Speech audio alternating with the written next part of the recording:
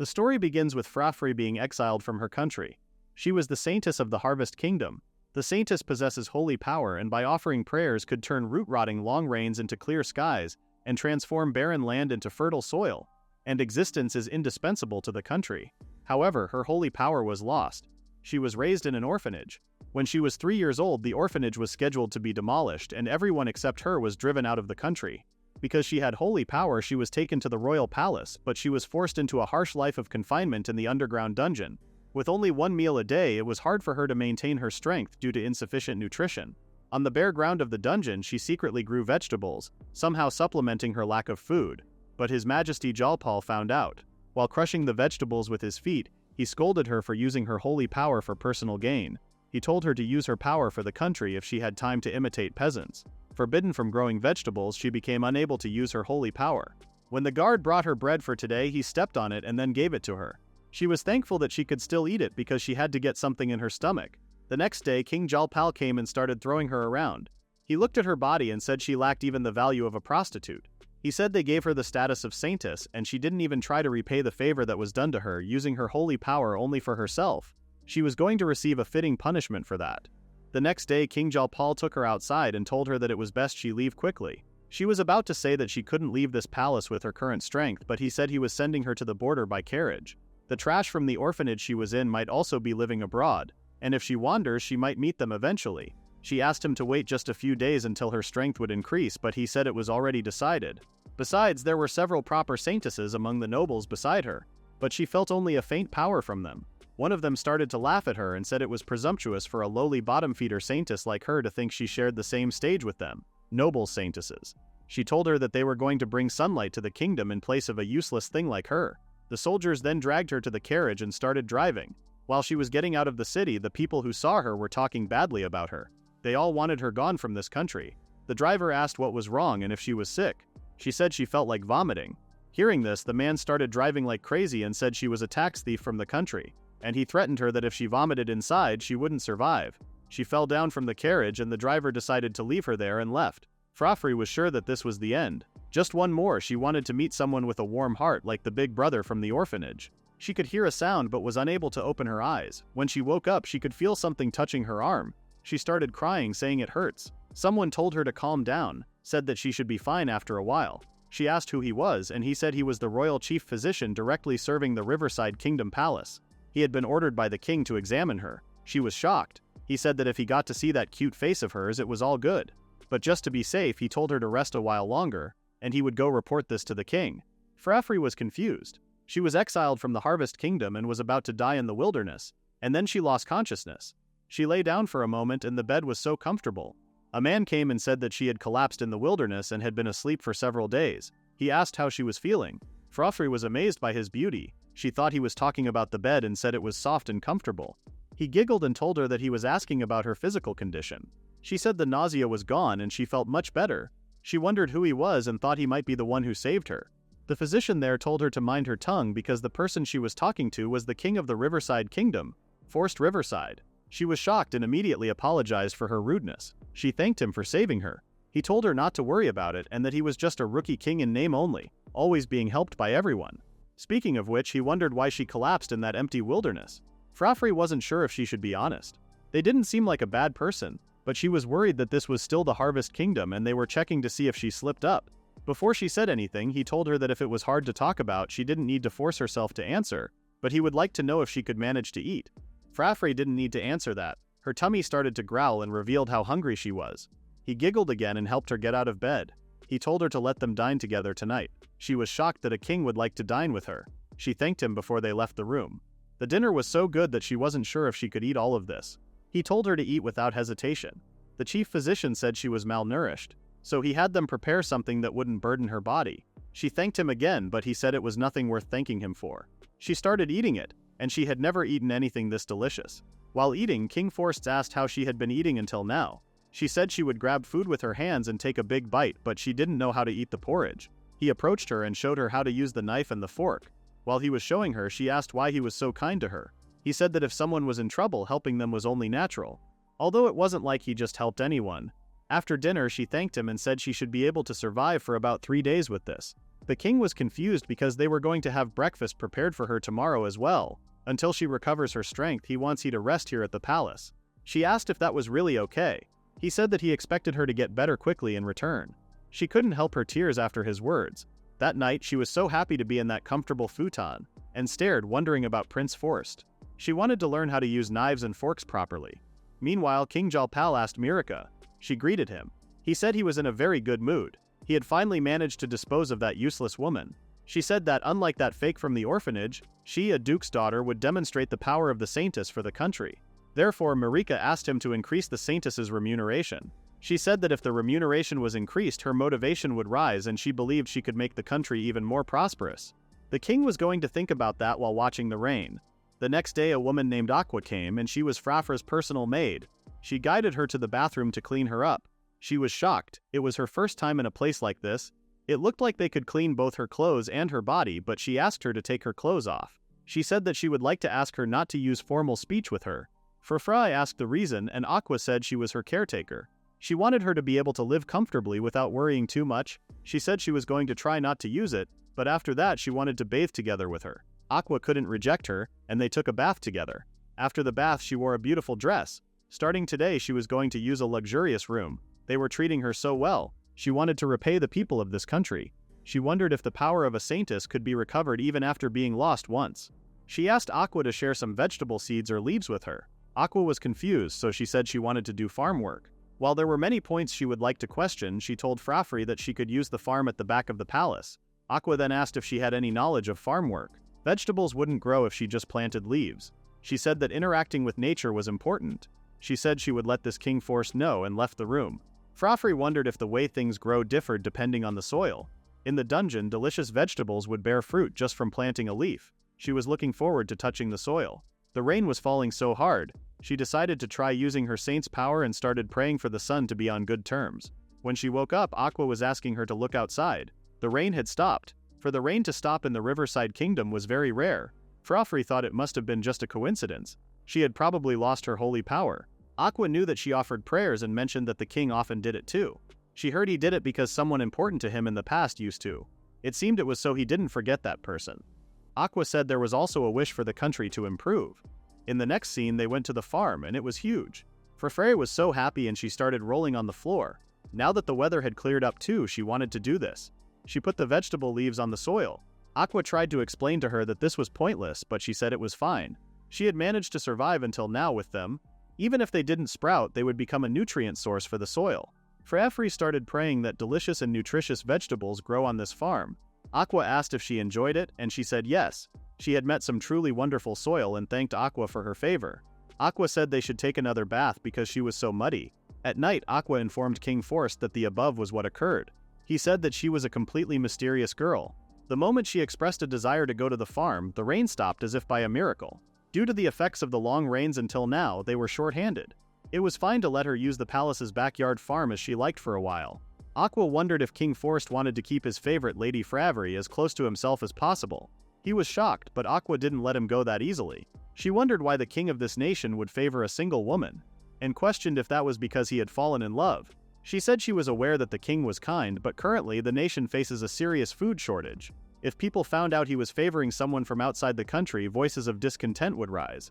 King Forst stated that he understood what she was saying. He too at first only intended to provide her treatment and meals, but on the way back to the country while looking at Lady Furafure's sleeping face, he said that it wasn't love, but it was similar. She asked if it was similar to the person he was looking for, meaning he was using a lookalike as a substitute, and that was actually cheating. The king panicked and told her that it wasn't like that. He was not originally from this country, yet he was even made king. He wanted to repay the debt he owed for being raised here by all his people. It was absolutely not that he wanted to treat only Lady Furafure as special. He couldn't help but think it was fate, and Aqua concluded that this was unequivocal love. He absolutely had to save her above all else. Something was strongly insisting on that to him. Regardless of the reason, he did save one girl. He asked if that was bad. She responded that she believed the people would understand if he had that sentiment. The people's trust in him was deep. Now that he mentioned it, she had something on her mind. She was wondering. She asked if Lady Furafure was being abused. Shocked, King Forst asked what she meant. This morning in the bath, Aqua saw her bruises and asked how she got them, but she said it was nothing special.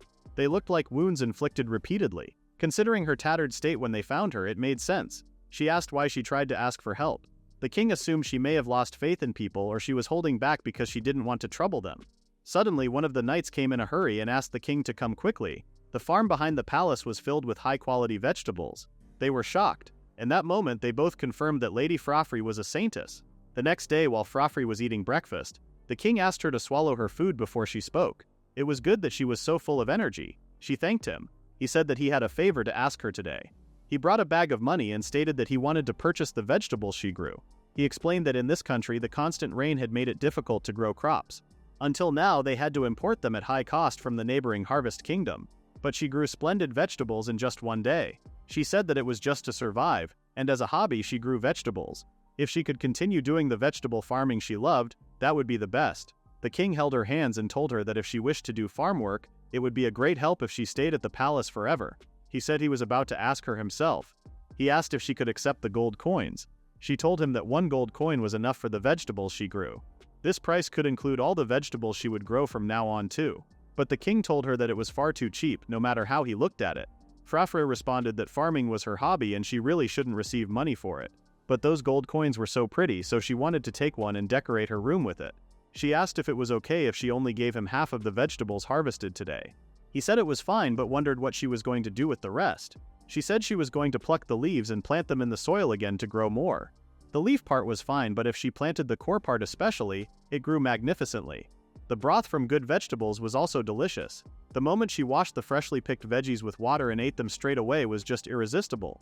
She realized how the king was looking at her, so she apologized for talking about such strange things. The king told her that he was just listening with admiration, thinking how much she loved vegetables. But his face was a little red.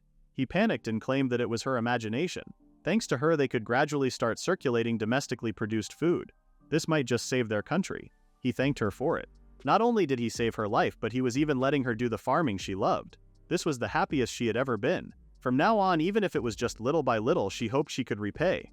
In the next scene, Furafure was showing Aqua a worm. Aqua panicked and asked why she was touching a worm. She said it didn't do any harm and those little guys till the soil for them. She told her to stop doing that from now on and she promised to be careful. But she was immediately interested in a ladybug. She noticed that she should be using power, but she didn't feel tired at all. Before, even praying a little would drain all the strength from her power, but she didn't feel tired at all. Before, even praying a little would drain all the strength from her body. She wondered if it was because her holy power really disappeared. Aqua asked if something was wrong. She said she had a goal, but she hasn't been doing very well with it. She wanted to surprise the king and Aqua soon though. Aqua responded that they were already surprised every day. Even yesterday they said that they could harvest the vegetables she planted in the morning. Furafure was shocked because that was too fast. In her room, Aqua reminded her that gold coins weren't decorations. She said that they were pretty. More importantly, Aqua reminded her that today was the day she was supposed to teach her reading and writing. She said she really wanted to be able to read books. Aqua said they had invited a special instructor, and King Forst came. He said that he was going to teach her the letters today, and he was looking forward to it. Furafure was shocked. Yesterday, the king asked Aqua to try eating the vegetables. It was the vegetable Lady Furafure grew. When she tasted it, she said that she had never tasted a vegetable this sweet and flavorful. And somehow it felt like her fatigue was being healed. The king said he felt that too. He was certain the vegetables Lady Furafure grew had fatigue recovery effects. Aqua then wondered why she didn't use that power on herself. He thought she might not realize she had this power, or she was treated so harshly that the recovery effects couldn't keep up. He wanted to try talking to Lady Furafure himself, and asked what her plans were.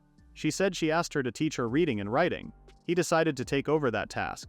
Aqua asked if he wasn't busy. He said it was fine because he was going to finish all of tomorrow's work right now. It was actually pretty late at night, but he said he was going to finish it. He said he already did most of it ahead of schedule. So he actually proved that he was already planning this. Thanks to the vegetables, he felt great today. And at this rate, he should finish soon. Aqua decided to help him finish his work. And they worked all night to do that. Back to the present, the king started teaching her, but he was so close that her heart started pounding, hence she couldn't focus for a moment. She then reminded herself that this was not the time to be getting frustrated. Since he was teaching her, she had to focus seriously. First, he had her look at a paper. It was a character chart. He learned the letters using this chart too. He showed her every letter one by one, and she got the general idea. She felt like she could read a book already. He said there was no need to rush, and she had only reached them once. She commented that his teaching was easy to understand, so she thought she managed to memorize them all. King Forst then wanted to give her a quiz. He started asking about the letters and she knew every one of them. Even though she saw them once, she memorized them immediately. She said that he was teaching her so kindly, and if she couldn't memorize them in one try, she assumed there would be punishment. King asked what she said. She said that if she didn't memorize every royal word, she would get punished. The king had to ask if she had been hurt like these many times. Furafure panicked, thinking she had said something strange, and realized that punishment might not be normal in this country, so she said she meant that her meals might get reduced a little as a punishment. The king started to reach for her and she was ready for an attack, but he actually held her hand and asked who did such cruel things to her. She really wanted to tell him, but if it made trouble between countries because of her, she would feel so bad. The kind reminder reminded her that if she didn't want to say it, she didn't have to. And no matter what it was, even if she couldn't do it one try, it was okay to fail. Even though he fails sometimes, but even then she has never been harshly scolded. Failure was something everyone experienced and it was normal. And he would never scold someone over failing once or twice. Furafure was shocked and her eyes started to tear up. And when he started patting her head, she started to cry. She said that it was very painful. She realized that she didn't have to be afraid of the underground prison anymore because this person saved her. The next day there was a special occasion, so Aqua was preparing herself well. She asked if it was okay for her to wear clothes like this. So Aqua told her that it was okay. She thanked her and left her room, wondering what the king's special announcement was. When she entered the king's room, King Forst apologized to her for summoning her so suddenly. He said he wanted to thank her no matter what. He looked so good, so Furafure was distracted for a moment. He said that when they distributed the vegetables she grew in the royal garden, the people who ate them regained their strength immediately. It seemed the vegetables she grew had some kind of power. She had no idea about this because she was just happily playing with the soil and vegetables. He said that he was going to officially award her for that in the throne hall. Once again, he thanked her for giving her best for the kingdom and for saving people. He was looking forward to her continued success. She promised to do her best. In addition to the money reward, he gave her a royal palace medal. He said that showing this would serve as her ID and allow her to use various facilities for free. He mentioned that the national bath facility was completely free too. It had a different charm than the royal palace's large bath. Furafure heads to the bath facility right away. She couldn't wait to go there. She wanted to bathe together again with her. Before they go, Aqua reminded her that she must not shout or splash around excitedly in the bath. They got on the carriage and she started patting the horse. Aqua panicked that the horse might do something to her, but it seemed like they got along pretty well. Furafure wondered why she was making that face, and she said it was because she was being reckless. She responded that she didn't expect her to have a talent for being loved by animals. This horse looked like he wanted to be petted before working. She excitedly went to the bath, but there were fewer people than expected, so she was upset. She heard the people of the kingdom always bathe in public bathhouses, so she thought it would be crowded and lively. It had been a while since Aqua came here herself, but she confirmed that it was fewer. She asked if people didn't like baths. She said that wasn't the case, they probably didn't have leisure. The Riverside Kingdom was originally a land where it rained all year round. Especially this year, there has been constant heavy rain. The citizens had been working non-stop, so even if they wanted to refresh themselves in a bath, they couldn't afford to. Furafure wondered how things could be easier for them. She said that improving food production would be the solution. Right now they were distributing the vegetables Lady Furafure grew to the people, but the royal garden alone cannot provide enough for the entire nation.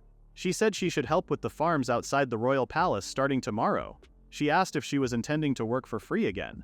She said that her lack of greed was wonderful, but she should receive compensation to some extent. Otherwise it was bad for the other party as well. She said she was going to handle the matter of her compensation. Meanwhile, in King Jalpal's kingdom, the rain didn't stop at all. Because of the rain, the royal vegetables were withering, and it was troublesome. Mirika said it was because the other saintesses weren't doing their job properly. She said she was praying properly every single day. Even though they finally disposed of Furafure from the underground prison, that hell, that detestable woman's power, the royal palace had finally become refreshed. Not being able to eat that invigorating vegetable had made him feel terrible.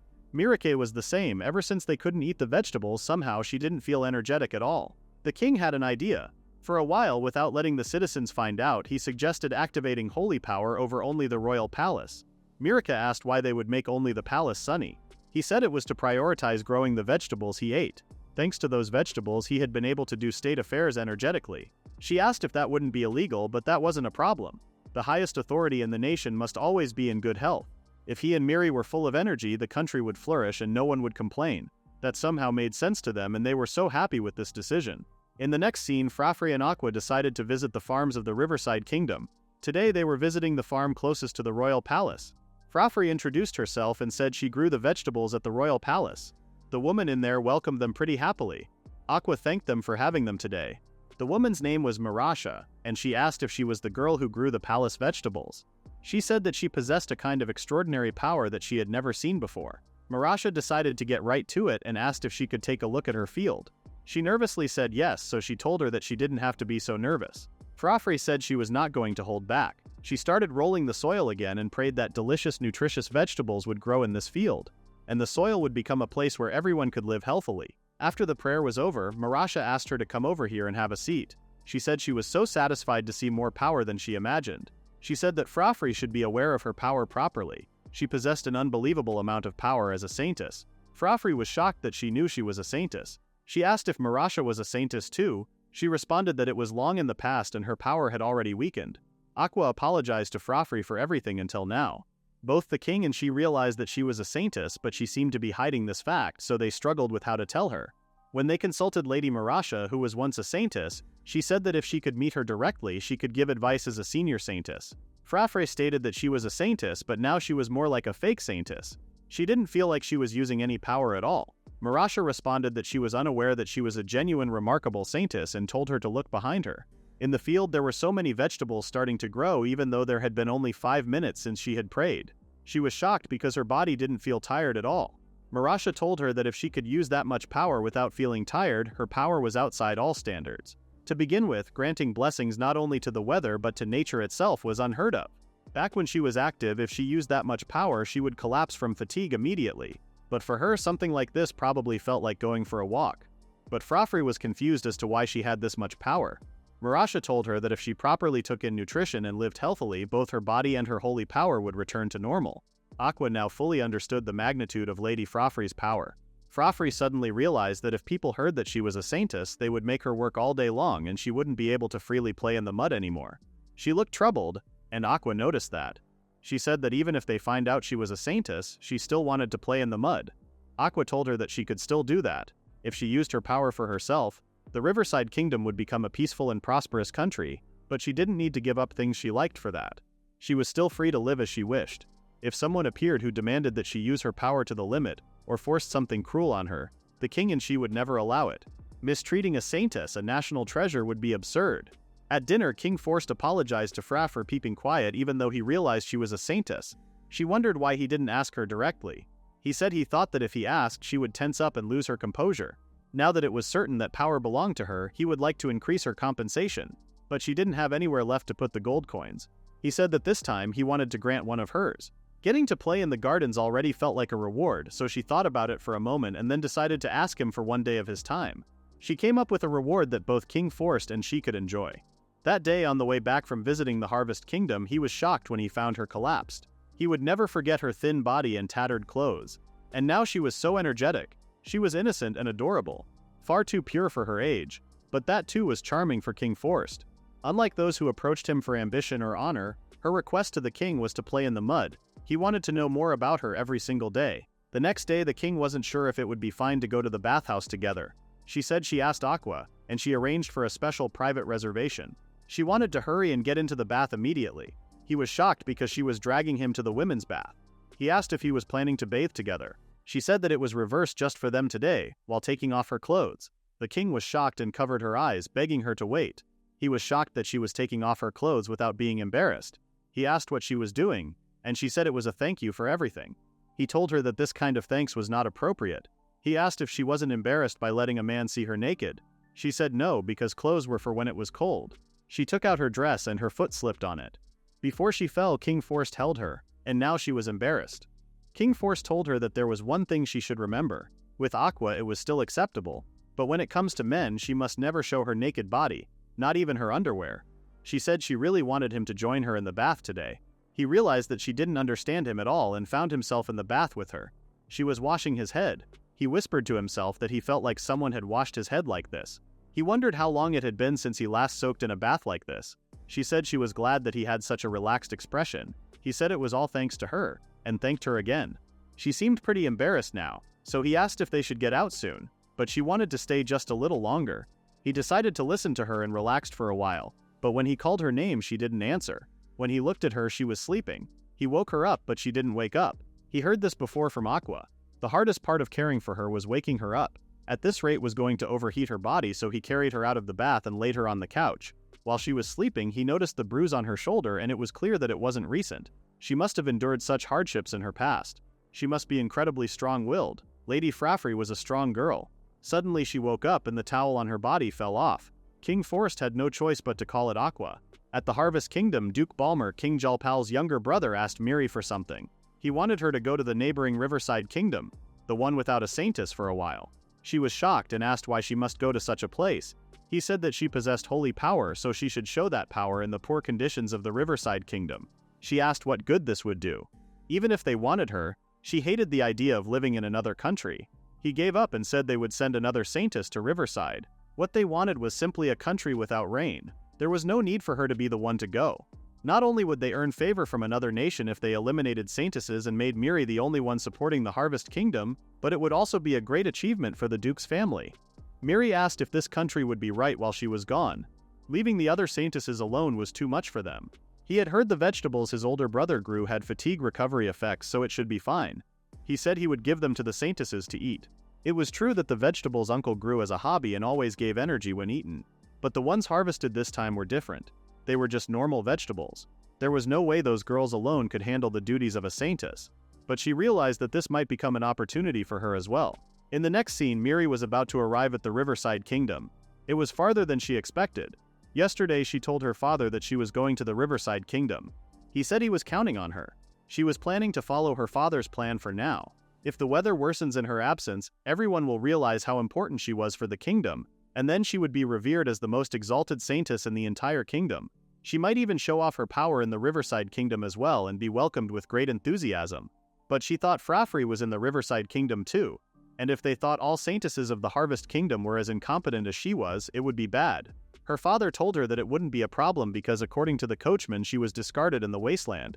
She shouldn't be alive anymore. According to what she heard, the Riverside Kingdom had no saintess and suffered from bad weather, but it was clear and sunny. That was strange, so they decided to ask at the capital's checkpoint.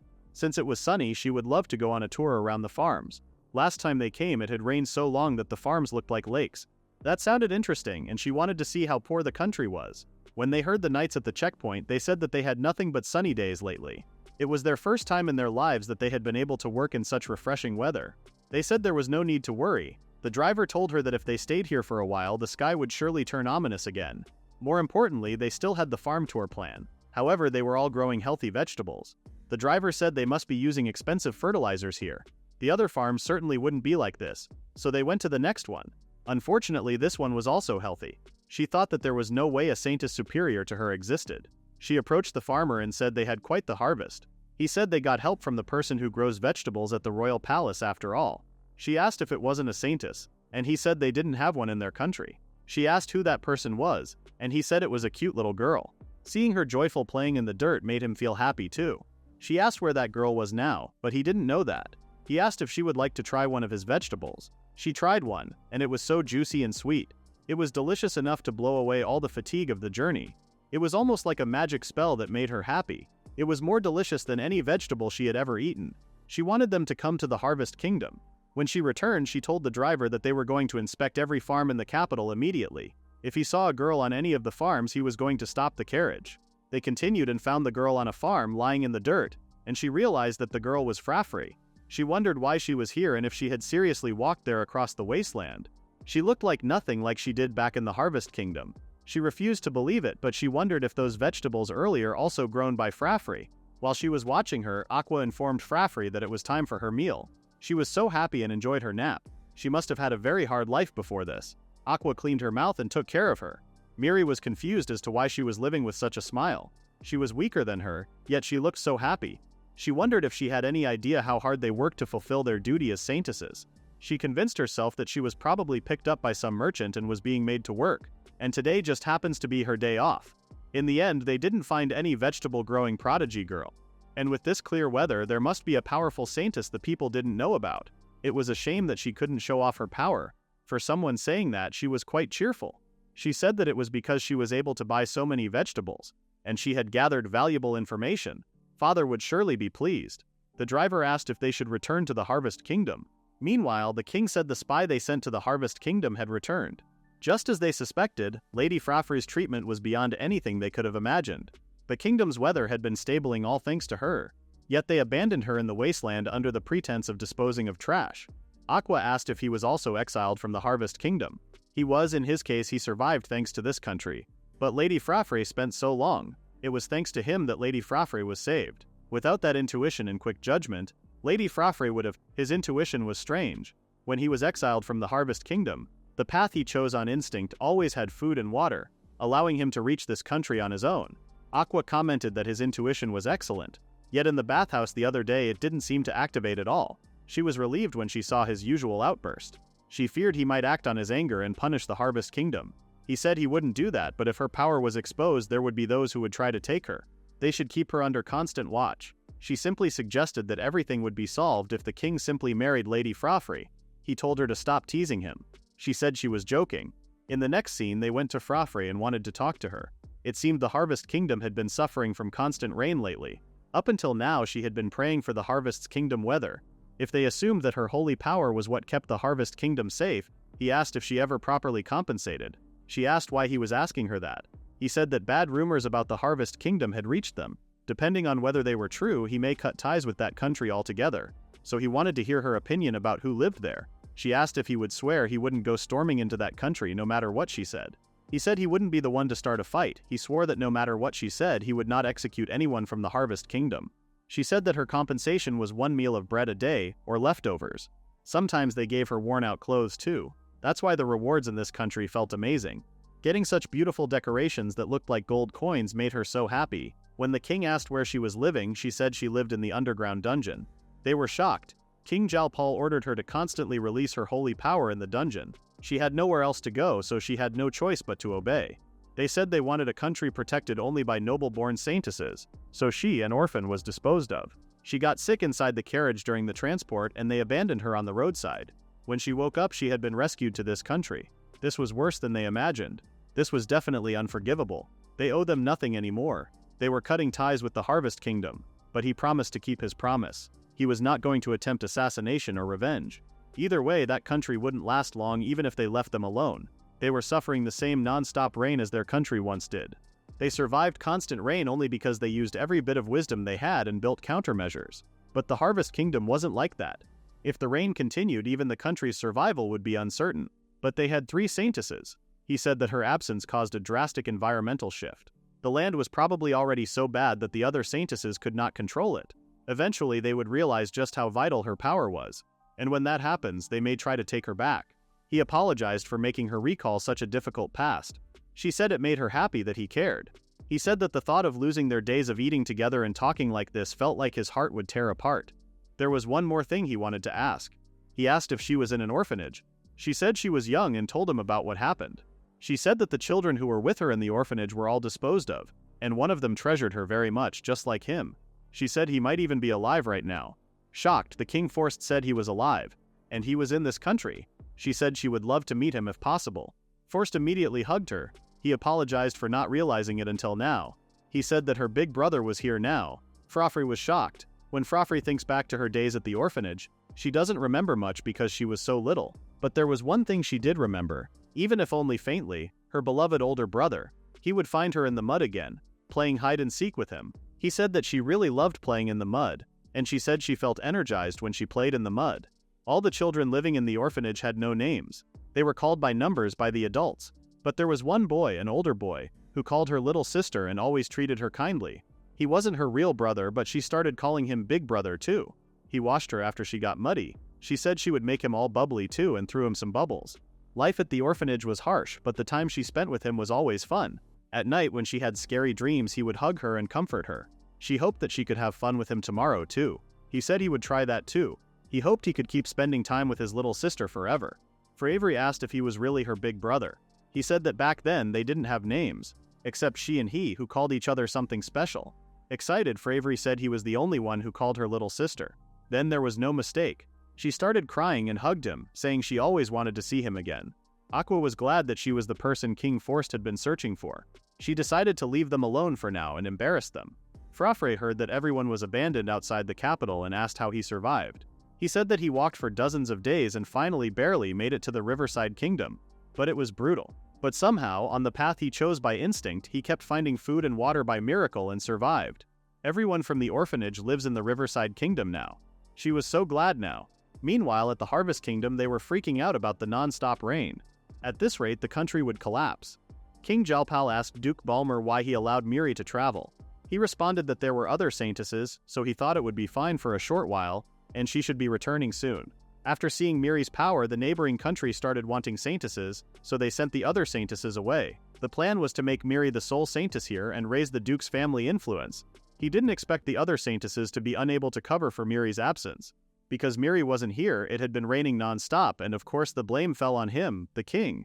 Duke Balmer told him that Miri was using her saintly powers not only for them but in the Riverside Kingdom too. But King Jalpal wanted her to bring the sun to the Harvest Kingdom first. If she kept acting on her own, he was going to take measures. A report arrived, so the king said this discussion would wait.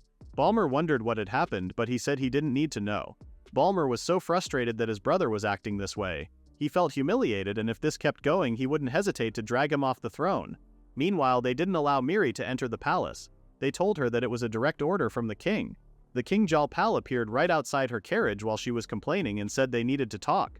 He heard from Balmer that she had gone to the Riverside Kingdom. She said she wasn't feeling well recently, so she went to clear her head. The king told her that because she was gone, the rain had continued non-stop, and his reputation with the citizens had plummeted. She must use her power to stop the rain immediately. She said she was already praying, and the rain should stop soon. As punishment for abandoning her post, her pay raise was cancelled. She said this was too cruel. She gathered so much information on the Riverside Kingdom after all. King Jalpal told her to speak then. Depending on the content, he may reconsider her future raises. She said they were having long stretches of good weather, it wasn't a rainy country anymore, and they had unbelievably delicious vegetables, and the Riverside Kingdom had a very powerful saintess. Jalpal said this cannot be true. Until now they have paid huge sums to buy food from them. She said she didn't know the details, but their farming was thriving, and she didn't feel any sign of food shortages. Jalpal told her that a vague story like that was useless. She said she told the other saintesses she would be away for a while, and it wasn't just her fault. Fortunately, the rain had stopped thanks to her power. Jalpal said if agriculture were flourishing, she must have bought a huge amount of vegetables. She said she ate most of them in the carriage, so only the ones for father and the others remain as souvenirs. But Jalpal said he was going to confiscate them, because she was the one who caused his reputation to plummet. Meanwhile, Furafure and King Forst were catching up. He said that he was searching for his little sister, who had been taken away from the orphanage. Ever since this country saved him, he has worked tirelessly to rise to a higher position. He thought that if he became influential, information would be easier to obtain. While doing so, he was highly valued by the former king and chosen as his successor. But even after becoming king, he could not obtain any information about her. He feared she had been sold to some merchant or perhaps was no longer alive. As a final gamble, he personally went to search in the Harvest Kingdom, and then he found her along the way. She couldn't believe he was searching for her so desperately. When he saw her collapse, his instincts told him he had to save her. At first he only meant to help someone in need, but as they spent time together he became more and more drawn to her. To think she was his sister. His intuition back then wasn't wrong. He then held her hand and wanted her to be his fiancée. Before Furafure could react, Aqua burst open the door and congratulated them. He said that there was no one he could marry except her. She was shocked, but Aqua was just waiting for her to say that. Furafure couldn't keep up with the idea of marrying the kind and felt dizzy. They had her sit down and calm her down. Back at the Harvest Kingdom, Miri was crying. Her father, Duke Belter, thought the king did something to her. She said her uncle took it from her. He was shocked and thought she was talking about something so cruel. But she said he had taken all of the souvenir vegetables. Shocked, he asked what she meant. As punishment for traveling without permission, he took all the vegetables she bought and they were supposed to be a souvenir for him. He was shocked that his daughter was crying because she had lost the souvenir for him. He hugged her and said he was going to show no mercy to his brother for making such a kind-hearted girl cry. She stopped crying and asked if he was going to make him pay for it. He said he would get back at him and told her to wait a while. He then asked how the Riverside Kingdom was. When she told him what happened, he was shocked because there shouldn't be a saintess in that country. Not being able to show her power in the Riverside Kingdom proved that the only place where Miri could succeed was the Harvest Kingdom. He must think of the next move to make her successful. No matter what, he must drag his brother off the throne and he shall become the king. At Riverside Kingdom, King Forst asked Furafure if she had calmed down. She said yes and asked if marrying her was fine, even though he was a king. He told her that she was the savior of this country and no one would oppose making her his queen. But she said she didn't remember ever saving the country. Both of them giggled and explained that she grew vegetables every day, not just for the palace but for the whole country. And even if it was a hobby, the food shortage had actually been improving, and the end of the continuous rain was thanks to her. It may be unconscious, but she really was saving the country. She was just happily playing with nature or feeling happy when Lord Forst smiled, and that alone made her happy. Aqua told her that when she considered her achievements, she believed there was no issue at all with them getting married. Soon, when the timing was right, they were going to announce that Lady Furafure was a saintess and how much she had contributed to the country. As for Aqua, she believed feelings matter more than public opinion. Furafure said that if it were only about her feelings, she wanted to stay with Lord Forst forever. Lord Forst started blushing and immediately hugged her to thank her, and he called her name without honorifics. Her older brother was calling her by name. He always called her Lady Furafure until now, so she was very excited. He asked her to call him without adding Your Majesty. She panicked because she couldn't do that so suddenly. However, when she saw his upset face, she gave up and called his name. He said it was fine, and he was going to make it so she could call him casually. The next day, Furafure woke up naturally and started to think about what had happened the day before.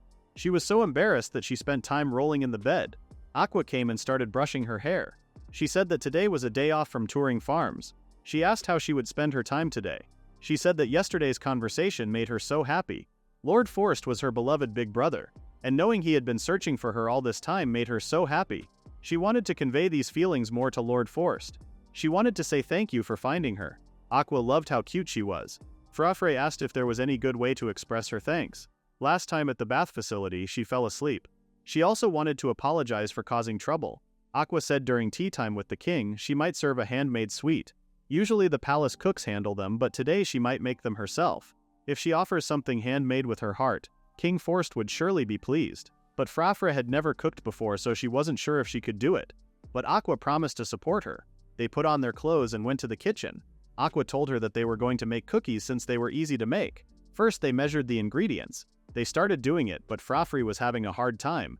Aqua asked her to go at her pace, while thinking of the person she would serve to shape them into hearts. She said she was going to picture Lord Forst as she shaped them. But whenever she thought about him, her heart pounded fast. She thought she might be sick, but she didn't want an exam from the palace physician. Aqua comforted her that it wasn't an illness, and she did very well. All that was left was baking. There was a risk of burns, so they were going to let palace cooks handle it. In the next scene, Furafure informed King Forst that it was already tea time. She said she brought some special sweets. She made heart-shaped cookies for him. He asked if she made those, and she said yes. He asked if he could eat them, and she let him. When he tasted it, he said it was delicious.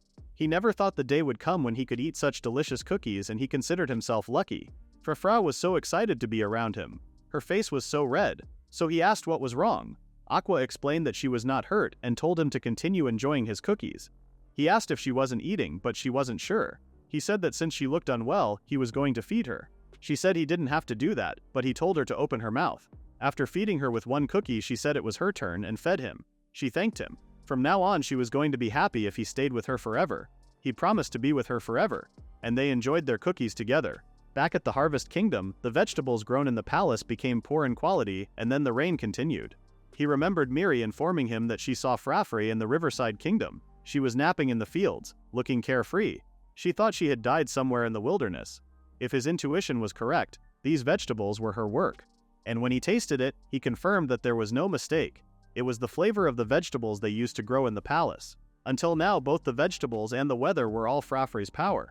He wondered if she purposely aimed for exile because she wanted to escape the country, but he knew she couldn't think that far. No matter what, he wanted to bring her back, and this time he was going to imprison her completely in the underground cell, forcing her to continuously use her holy power. To avoid an international issue, he must proceed in secret.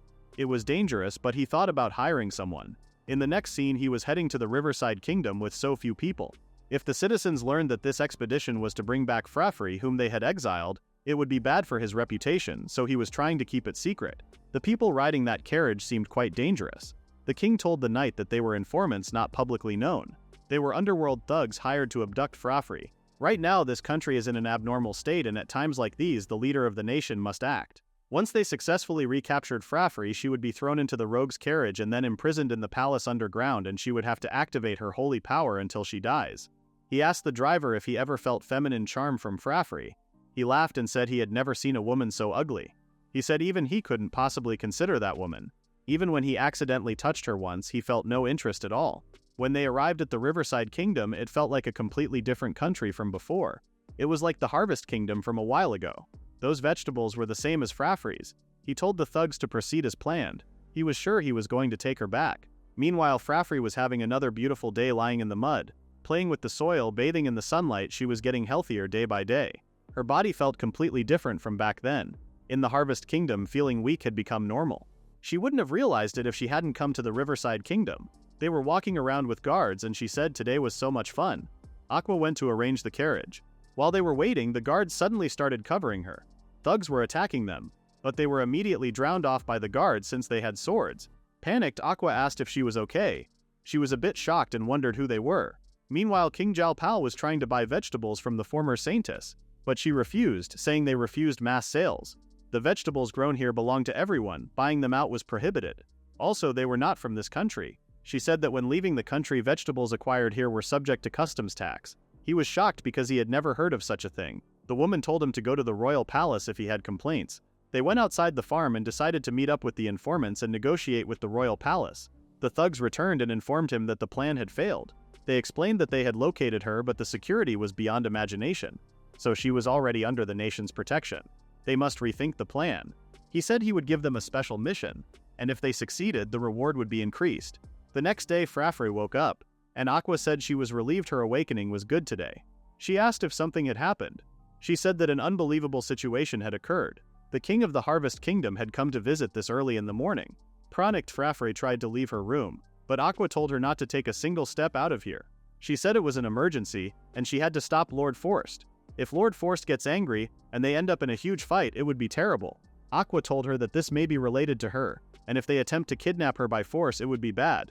But King Jalpal was the type who didn't choose his methods to achieve his goals, so they didn't know what he would do. That was even more reason why she should not leave this place. But then she realized that staying here might be more dangerous. She changed her mind and said they should go to King Forst at once. Someone who didn't choose methods might use the moment she was separated from the king to abduct her. By staying near him, they couldn't kidnap her easily. She was going to ignore the king's earlier orders this time because her safety was more important. First, they were going to hurry and change clothes. She cannot meet another nation's king in pajamas. When they changed her clothes and started walking to the king's room, they saw the thugs looking in every room. They hid right before they went inside her room. That means they were trying to capture her. They noticed a bunch of gold coins on the floor and it was more than their reward, so they decided to collect them and run. Furafure was so upset, but Aqua grabbed her. They arrived at the king's room and he was glad that she was safe. Aqua informed Forst that there were intruders in Lady Frafure's room. He said that the guards must have caught them by now. At first, he instructed Aqua not to let Furafure leave her room, but he instinctively felt it was dangerous, so he sent the guard to her room immediately. Furafure was still thinking about her gold coins. She said she had arranged them so nicely. The intruders were most likely after Furafure. They wouldn't be tempted by gold coins tight in front of them. Aqua informed him that she overheard them saying they would stop the kidnapping and gather the gold coins to run away. So the ones trying to kidnap Furafure were incompetent. He decided to keep this quiet from the Harvest King for now. She asked if he wasn't going to tell him they were caught. He said no because this would make negotiations more favorable. He apologized to her, but she wanted her to hide her identity and blend in with the guards. Depending on the situation, he may ask her to join the succession. She said it was like hide and seek and she promised to hide properly. Aqua was relieved that Lady Furafure was so calm. The problem was the king. He must absolutely not fall for provocation. He said he would be fine as long as Furafure was by his side. He then hugged her suddenly. That made her heart pound for a different reason. She was not saying she had no worries about King Jalpal, but as long as Lord Forst was beside her, it would be okay. In the next scene, King Jalpal thanked King Forst for welcoming them despite their sudden visit.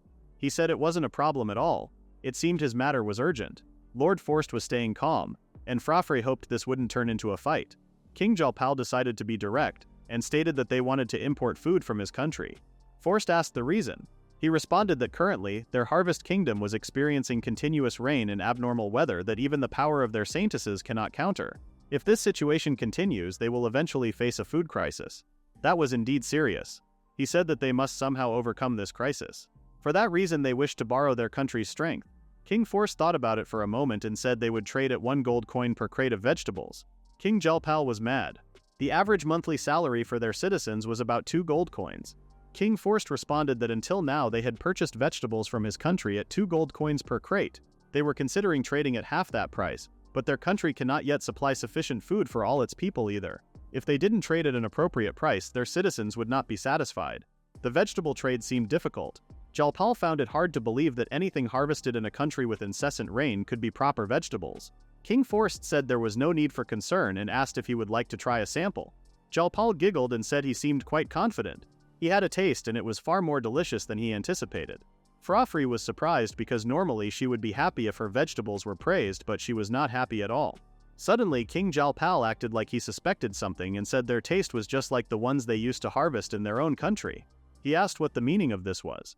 He said that this was a serious matter. The saintess they exiled from their country might have been hiding here. King Forst asked what she meant. She said that there was a saintess in their country named Furafure who misused her power and caused the weather to become terrible. In fact, this recent abnormal weather was her doing, but she did no such thing and King Forst knew that. He said that they urged her to reflect in the dungeon, but she showed no potential for rehabilitation. It was a difficult decision, but they had no choice but to exile her. That was all lies. Aqua felt nervous and hugged her. King Jalpal asked why the Riverside kingdom had cleared up suddenly. He said that it was because the criminal Furafure, to ruin the Harvest Kingdom, gathered the rain clouds from the Riverside Kingdom to their land. He said that it was improper for him to monopolize the vegetables harvested thanks to that benefit. He told King Forst to listen to him well. He said that they wanted him to deliver half of the vegetables in the Riverside Kingdom to their country free of charge. And the second was that he was going to report the criminal Furafure to him immediately. As an answer, Forst started laughing. He said that to be completely different from the facts as she knew them, when he visited his country it was incomparably sunnier than his own country was at the time. On his way back he found a woman on the verge of death. She was covered in bruises, her clothes were in tatters and she was suffering from malnutrition. He asked if he knew what name the woman had given when she awoke a few days later. He panicked and said he knew nothing, and it sounded like nothing but a fabricated story to evade his demands. King Forst said it was all true. He asked what benefit he would have for telling such a lie to him. Being dishonest in a meeting with another country's king, King Jalpal said his statements had no evidence. Forst asked if he was sure about it. He said that his position might become endangered. Jalpal asked what this meant. King Forst turned and looked at Furafure. He told them to bring her here. Furafure was shocked because she was supposed to be hiding. Aqua told her that it was right. Next was the time when she spoke about anything she was asked. Everyone here would absolutely protect her and not let them for a counterattack. Furafure kindly greeted King Jalpal. King Jalpal asked who she was. She said that she was Furafure, the one who lived in the dungeon of their country. He said that Furafure, who was in his country, didn't have such a beautiful appearance. She was emaciated, like a skeleton. She bore some resemblance, but she was a different person. If she were such a beautiful woman, he would want to make her his concubine. King Forst stated that her appearance when he found her was completely different from how she looked now. That just shows how much she had recovered. The king still didn't believe it. He asked Furafure to state the names of the person in charge of her meals right up until her exile, and the name of the carriage driver who exiled her. She told her that they never introduced themselves, so she didn't know. But that person trying to hide in the back there was the driver. And that armored man over there was the one in charge of her meals. She asked the king if she could say anything, and when he confirmed, she said that she felt sick from the driver's rough handling of the carriage. But he said he would kill her if she vomited. So she jumped out of the carriage, then she was just left behind. The person in charge of meals was awful too. He would crush bread in front of her, or prepare things covered in mud. She wasn't sure if it would work like this. She must use this moment to tell everyone about King Jalpal next. But she wondered what she knew about Jalpal and said he preferred girls with plump figures rather than bony ones like her. That's why he always looked forward to going to a place called brothel. King Jalpal was shocked. He said that after seeing her when he went to his brother, it fired him up because there were women on a whole different level. Jalpal begged her to stop. But she didn't, and said he sometimes takes people like the meal attendant or the carriage driver along, saying it was important state business. So she did have the impression that he was properly doing the country's work. She then turned to King Forst, apologizing to her, saying she didn't know much about Jalpal. He said it was fine, but he asked her not to say anything more. That was a brutally frank and terrifying exposure. If what she said was true, it was a major problem. The drivers wouldn't get off scot-free either, but they were still shocked that Furafure was this cute. Jalpal claimed that this must be a trap to frame him. King Forst said he had no choice but to show him definitive proof and asked them to bring the ones they captured earlier there. The thugs were all captured, and Jalpal was asked why they were captured. They were the intelligence agents he hired. King Forst said they captured them because they were trying to steal the gold coins scattered in Furafure's room. Jalpal panicked and said they were his country's agents, but he didn't give them any such orders. The king asked the prisoners if they had any last words. They said that he set them up. They thought they collaborated to capture and execute them. Now that Forst thought about it, having a large amount of gold coins scattered in a room was a strange story. So they were heinous villains that the two countries had to cooperate to capture. He asked what the specific order was. They said they were ordered to kidnap Furafure and promised 20 gold coins and that their past misdeeds would be covered up if they succeeded. And yet Jalpal scattered gold coins and captured them as thieves. The gold coins in the room were just decorations she put there. They asked if the coins were fake and Aqua said they were real. The thieves were speechless. King Forst asked if he had any rebuttal. They started scolding King Jalpal for what he did.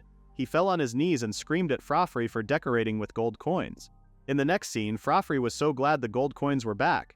Aqua stared at her while she started to put the coins on the floor. She asked if she was really doing this and she said yes and also asked for her help. She immediately said no and asked if she didn't learn from this incident that gold coins were not for decorating. Furafure was confused because the bad guys had been caught and it was now peaceful, even though it was still a no. King Forst came to her room and said he wanted to talk with her. He then noticed that she was arranging them again.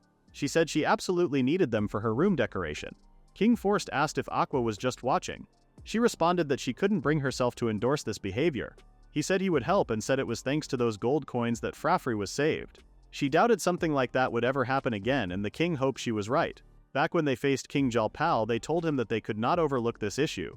He was going to return to his country and receive the appropriate punishment. When the guards took him out of there, the captain apologized to King Forst and Furafure. Forst told them to take the villains back with them as well. Otherwise, their country's honor would be tarnished.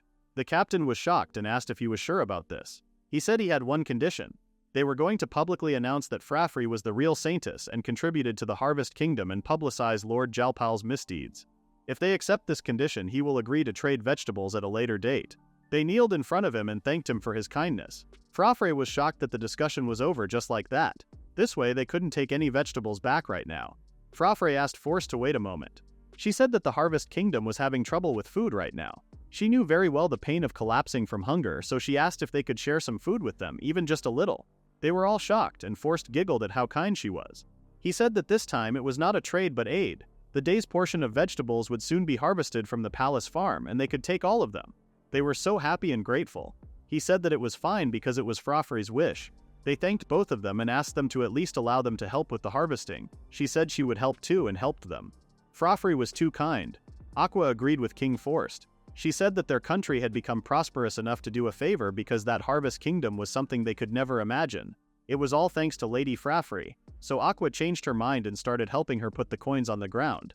Furafure was so excited that she was helping her. She said that they would be here until morning, and besides, she was the one who remembered the coin layout best after her. Furafure was so happy. At night she thought about how fun today was. The gold coins were back and they could all rearrange them together. She was also happy that Aqua ended up arranging them with them too. She thought that it might be because she had been looking at gold coins all day, but somehow her eyes felt sparkly and she might not be able to sleep. She decided to step out of her room for a bit and put on her sweater. The moment she opened her door, she saw King Forst. She was startled and asked what was wrong. He said they didn't have time to talk alone during the day, but he felt hesitant about visiting a woman's room at night, so he was just about to return to his room and try again tomorrow morning. More importantly, he asked where she was going so late at night. Even though the Harvest Kingdom matter was settled, it wasn't a good idea to wander around alone at night. She said she felt wide awake and couldn't sleep. He said he was here now and suggested taking a walk in the garden. He reminded her that normally she must not walk outside at this hour. While they were walking, King Forst apologized to Furafure for putting her in danger in this incident. She said that after all, King Jalpal came after her and she was just glad everyone was safe. He said that he felt like hitting Jalpal when he was being abusive, but because she was by his side, he was able to restrain his feelings. She also felt at ease because Lord Forst and Aqua were with her. She couldn't thank them more. Furafure reminded Forst that he must not start a fight between countries, and he said yes. But when it came to her, he still ended up getting frustrated. He held her face and told her to never leave his side from now on. She smiled at him and promised. She then asked if not leaving his side meant they could scrub each other's backs in the bath too. He panicked and explained that this was not allowed. There was a wholesome relationship. But Furafure thought baths were wholesome and fun too. He told her that she was going to have to learn about such things from Aqua soon. Lord Forst felt like his life until now had been rewarded. He wanted to return the happiness she had given him back to her, so that she could live smiling, to make up for all the hardship she had endured until no matter what happens, he promised to protect her. Furafure had no intention of leaving him, because she really loved him. From now on she wanted to live and smile together, forever and ever. He said that now that things have finally calmed down, he should let them know that he had reunited with her. Furafure was confused, so he said there were people she knew too. They were friends from the orphanage. She kind of remembered that it wasn't just her big brother living at the orphanage, there were several other children. She was so excited that she could see everyone. He said they had jobs and were working hard to improve this country now. They had come to the palace several times and he thought they could see them right away if he contacted them. She really wanted to see them. He also wanted her to meet their comrades. They had been through a lot to get where they were now. King Forst had a precious girl like a cute little sister. Just seeing that smile strangely brightened his mood. She was a very special girl. One day some unfamiliar adults came to the orphanage. He begged them not to take her away. He felt so bad for how powerless he was, for not being able to protect the one precious girl. But he believed that if they survived, someday he would find that child with his own hands. One day he saw the carriage that took his little sister that day. He wondered if she had come back and started watching them, but the child wasn't there. He approached the knights and asked if they would take them to his little sister too. They were confused, so he said it was the girl who had been taken away the other day. The knights told him that the king took a strong liking to her and intended to have her engaged to someone in the royal palace. He was shocked. They said that they were going to be disposed of starting today. They said that they were to be taken to the outskirts of the country and thrown away, such was the king's order. This was an unchangeable decision. They threw them inside the carriage one by one. Forst tried to resist, but he was too weak to do anything. While they were taking them, he tried to calm himself down. For now, if she was going to be someone's fiancée in the royal palace, she shouldn't be treated roughly like them. As long as she was alive, things would work out. From now on, there was only one thing he must do. He had to survive no matter what, and bring her back. They went to the forest and kicked them out of the carriage. The kids asked if there was any food, but the knights just laughed at them. They said that they were thrown away, and if they wanted food, they should just eat some dirt nearby. There was a checkpoint in the royal capital, so they reminded them that they could not get in even if they returned. With that, they were gone, and the kids started crying their eyes out. Forst told them not to give up, and if they cooperated, they could survive. But one kid pushed him. It was the bossy brat. He asked Forst what he was supposed to do in this situation. They just had to die, and that was all they could do now. He thought he was right for a moment, but then he sensed something from over there. He had this premonition. Until now, it has only been predicting meals or the weather. But everyone always trusted his premonition. With this power, they might be able to survive. But everyone was in chaos right now. He wondered how he could get them to listen to him. He then remembered what he was playing with his little sister. He told everyone to calm down and assured them that if they cooperated and didn't lose hope, the path would surely open. The bully brat started yelling at him because acting high and mighty suddenly wouldn't help and told him to think about the situation. He said that his premonition said that if they proceeded that way, there would be a helping hand. They seemed to believe him because they trusted him. That was the kind of premonition he felt, so if everyone cooperated and moved forward, they would surely survive. But the kids were hungry. He held their hands and said there would be food in the forest ahead. So for now, they were going to head to the forest together. Even the bossy brat was in. They found out about delicious foods, a river, and mushrooms. The kids weren't sure if they could eat them. They followed Forst's intuition when picking mushrooms.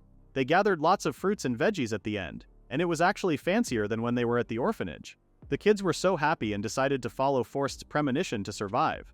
Forst was also happy, but the bossy brat told him not to get cocky. But he appreciated him because it was his first time he could eat this much. The other kids wanted to give him a proper name and wanted to make him their king. Then he could give them names too. That sounded like a great idea. Bossy brat suddenly wanted to name him Forst. He said that he was going to be their boss, and he imagined it from this forest. Forst loved this name and thanked him. Bossy brat then asked him to give him a cool name too. Forst thought about it pretty hard and asked if he liked Guy Hall. He seemed to like this name. Forst was glad Guy Hall liked his name. It was his first time naming someone. He suddenly remembered his little sister and started crying because he wanted to give her a proper name too. When he looked at the other kids, he realized that they were expecting names. After the naming ceremony was over, they all lay down and had a good night's sleep. He was glad that everyone had hope to live. He believed that everything would be okay if everyone were together. Since then, Forst lost count of how many days they had been walking. Everyone looked tired, but his premonition was growing stronger, so he believed they should walk just a little further. He told the others that, according to his premonition, they would soon be out of the forest. The kids seemed to have hope in Forst, and they helped each other walk faster. Just as he thought, they saw the exit. They saw a town a bit further. The kids thanked Forst for guiding them. Forst said that it was not because of him. It was because everyone worked together and encountered each other. Guy Hall told him that without his premonition, they would never have made it here. It was thanks to him. Still, even if they reached the town, it didn't necessarily mean they were safe. While walking, they saw the carriage that the guards put them in. When it stopped, Forst got ready for any danger. Back to the present, Forst apologized to Furafure for dozing off. He remembered something from the past. Before he told her about what happened before they came to this country. He said that they walked through the vast forest even though they were supposed to be abandoned in the Harvest Kingdom. Before they knew it, they had arrived here at the Riverside Kingdom. At that time, he didn't realize how serious it was. but they entered a neighboring country illegally without proper procedure. If they had carelessly approached the town and been found by the military police, even their lives might have been in danger. But the first person they met in this country hid them away, and thanks to that person they were saved. Forst asked if she could guess who it was. Furafure thought about it but couldn't find it. He said that everyone from the orphanage was deeply grateful to that person. She asked if it was someone she had met before. He couldn't tell her the details himself yet, but he believed someday that person would tell her their own story. When that time comes, he wants her to listen to them carefully. Furafure promised to do that. The next day, Furafure was excited because today was finally the day they got to meet everyone from the orphanage. Forst came to Furafure's room to ask if she was ready, and he was stunned when he saw how beautiful she was. Furafure asked if something was wrong, and he said it was nothing. He just thought he was a fortunate person. Aqua was also proud of how well she prepared Furafure. She wanted everyone to see that Lady Furafure had grown properly, so she worked extra hard on it. After they went to the king's room, the guardian informed Forst that he had brought them. With Gaihal on the front, they all went inside and kneeled for their king. Forst thanked them all for coming. Gaihal responded that if the king called, they would always rush to their side. Forst was embarrassed that his childhood friends were calling him king. Gaihal immediately changed his attitude and started joking around with him. He said that it had been way too long and scolded him for never contacting them unless he needed something. He apologized and explained that everyone was busy, so he thought calling them too often would be bothersome. He told Forst that he didn't need to think like that. Forst said a lot happened on their side too. Gaihal asked what he meant by a lot happened, and he was worried that he was causing trouble for Lady Aqua. Aqua giggled and said the king properly handles the state affairs every day. Gaihal told her that she could feel free to tell them if something happens, because she was the only remaining princess of this country. Furafure was shocked because that was her first time hearing this. She couldn't believe that Aqua was a princess. Forst tried to change the topic and asked everyone if they remembered this child. Gaihal had a hard time recognizing her and said this was the first time meeting her. Forst explained that this child was Furafure, and everyone had been worried about her whereabouts the whole time. Gaihal was shocked, and he could see the remembrance after that. He was so happy that Forst finally found her. Furafure greeted them, but she didn't really know what to say. Gaihal could figure that she didn't remember them either. Back then, she was still very small, and so he wanted to help her remember by saying that he was called the boastful brat. Furafure was shocked because she remembered that he was the person who stole the bread that she and her brother were about to eat. He was the person who, whenever she and her brother were together, always came to get in the way. He took all the grass she cherished and stole it all. Gaihal certainly didn't remember all that, but he still apologized for a lot of things. She said she didn't mind and thanked him. Talking like this brings back so many memories of when they were in the orphanage. Back then he was very mean, and now he has become so respectable. It was nice that he was also close to Forst. She then realized that she didn't know his name. He said he was Gaihal. She then remembered that Aqua was a princess. Gaihal asked if she still didn't know the situation. Aqua told Furafure that she was thinking of talking after the situation had calmed down a bit. She apologized for keeping this from her until now. She was Aqua Riverside, the third princess of the Riverside kingdom. Currently, the only ones who knew she was a princess were the king and everyone who was in the orphanage, and only some of the royal court members remained in the country. Forst explained that except Aqua, both the nobles and the nobles left this country, leaving the citizens behind. Aqua said that in the future she would bear the future of this country together with the king, so she was going to tell her the truth behind this country. At that time, the Riverside kingdom had long been without a saintess. The weather became unstable and crops grew poorly. It was approaching a food crisis. To maintain the country, they were in a situation where they had to receive aid from neighboring countries. Her father, the former king, when facing an unprecedented crisis, only thought of protecting himself. When she was little, she told him that the Riverside kingdom stands at the crossroads of national survival. If this continues, many citizens will suffer and starve. Escaping this crisis was the top priority now, and they must receive aid from neighboring countries as soon as possible. Her father told her that the citizens don't matter. Even though they were living well, they didn't need debt. She told her father that everything was to protect the lives of the citizens and asked him to make his decision, but he said she wouldn't know about this and left. People kept talking about how she kept defying his father. They questioned why she was the only one who could not act like a princess. Aqua didn't believe that the proper way for a princess was to stay still during her country's crisis. The sky was unusually clear that day. She wanted to go outside for a change of pace. While in the carriage, the driver saw children ahead in a tattered state. Aqua told him to stop the carriage and went to see the kids. She asked what they were doing in a place like this and told them that they didn't need to be so scared. She asked where they came from. Forst hesitated for a moment but then said they came from the orphanage in the capital of the Harvest Kingdom. He introduced himself as the representative. Aqua thanked him for his courtesy and said she was the third princess of the Riverside Kingdom, Aqua Riverside. They were shocked. Aqua asked if they walked all the way here through the forest. Forst said they were discarded for disposal. Aqua was shocked. She heard the king of the Harvest Kingdom was enforcing oppression, but she didn't know what exactly happened. She couldn't overlook such tattered children. She said that she would take all of them back to the palace. Whatever they did, her father would always take offense anyway. So she wanted to do good for others freely. She let them inside the palace, bathed them, gave them new clothes, and fed them all. She was sure that she wasn't wrong. The kindness she showed through those people would someday connect to someone else. After eating, Forst went to see Aqua. Aqua noticed that he seemed to have fully gotten used to life in the palace. He said that it was thanks to everyone. At first he thought the palace people weren't welcoming, but recently everyone had been very kind. It was simple, but he was very grateful to be allowed to help with the palace work. He couldn't just receive care for free. He was even given opportunities to study, and that helped him a lot. He thanked her for her various pieces of advice and support. Aqua said it was all for calculation. Master Forst's premonition was too valuable to waste. That premonition would be used effectively for the country in the future. His ability was truly wonderful. Aqua's father, who always objects to what she does, was unusually supportive of Master Forst's education, and this made her question her decision. Meanwhile, the king was planning something. The butler said everything was proceeding smoothly, and at this rate it wouldn't take years. However, he really made a fine discovery. That sharpness of judgment, he thought. Forst was a special existence like a saint. He went through the trouble to pick him up, so he must make full use of him.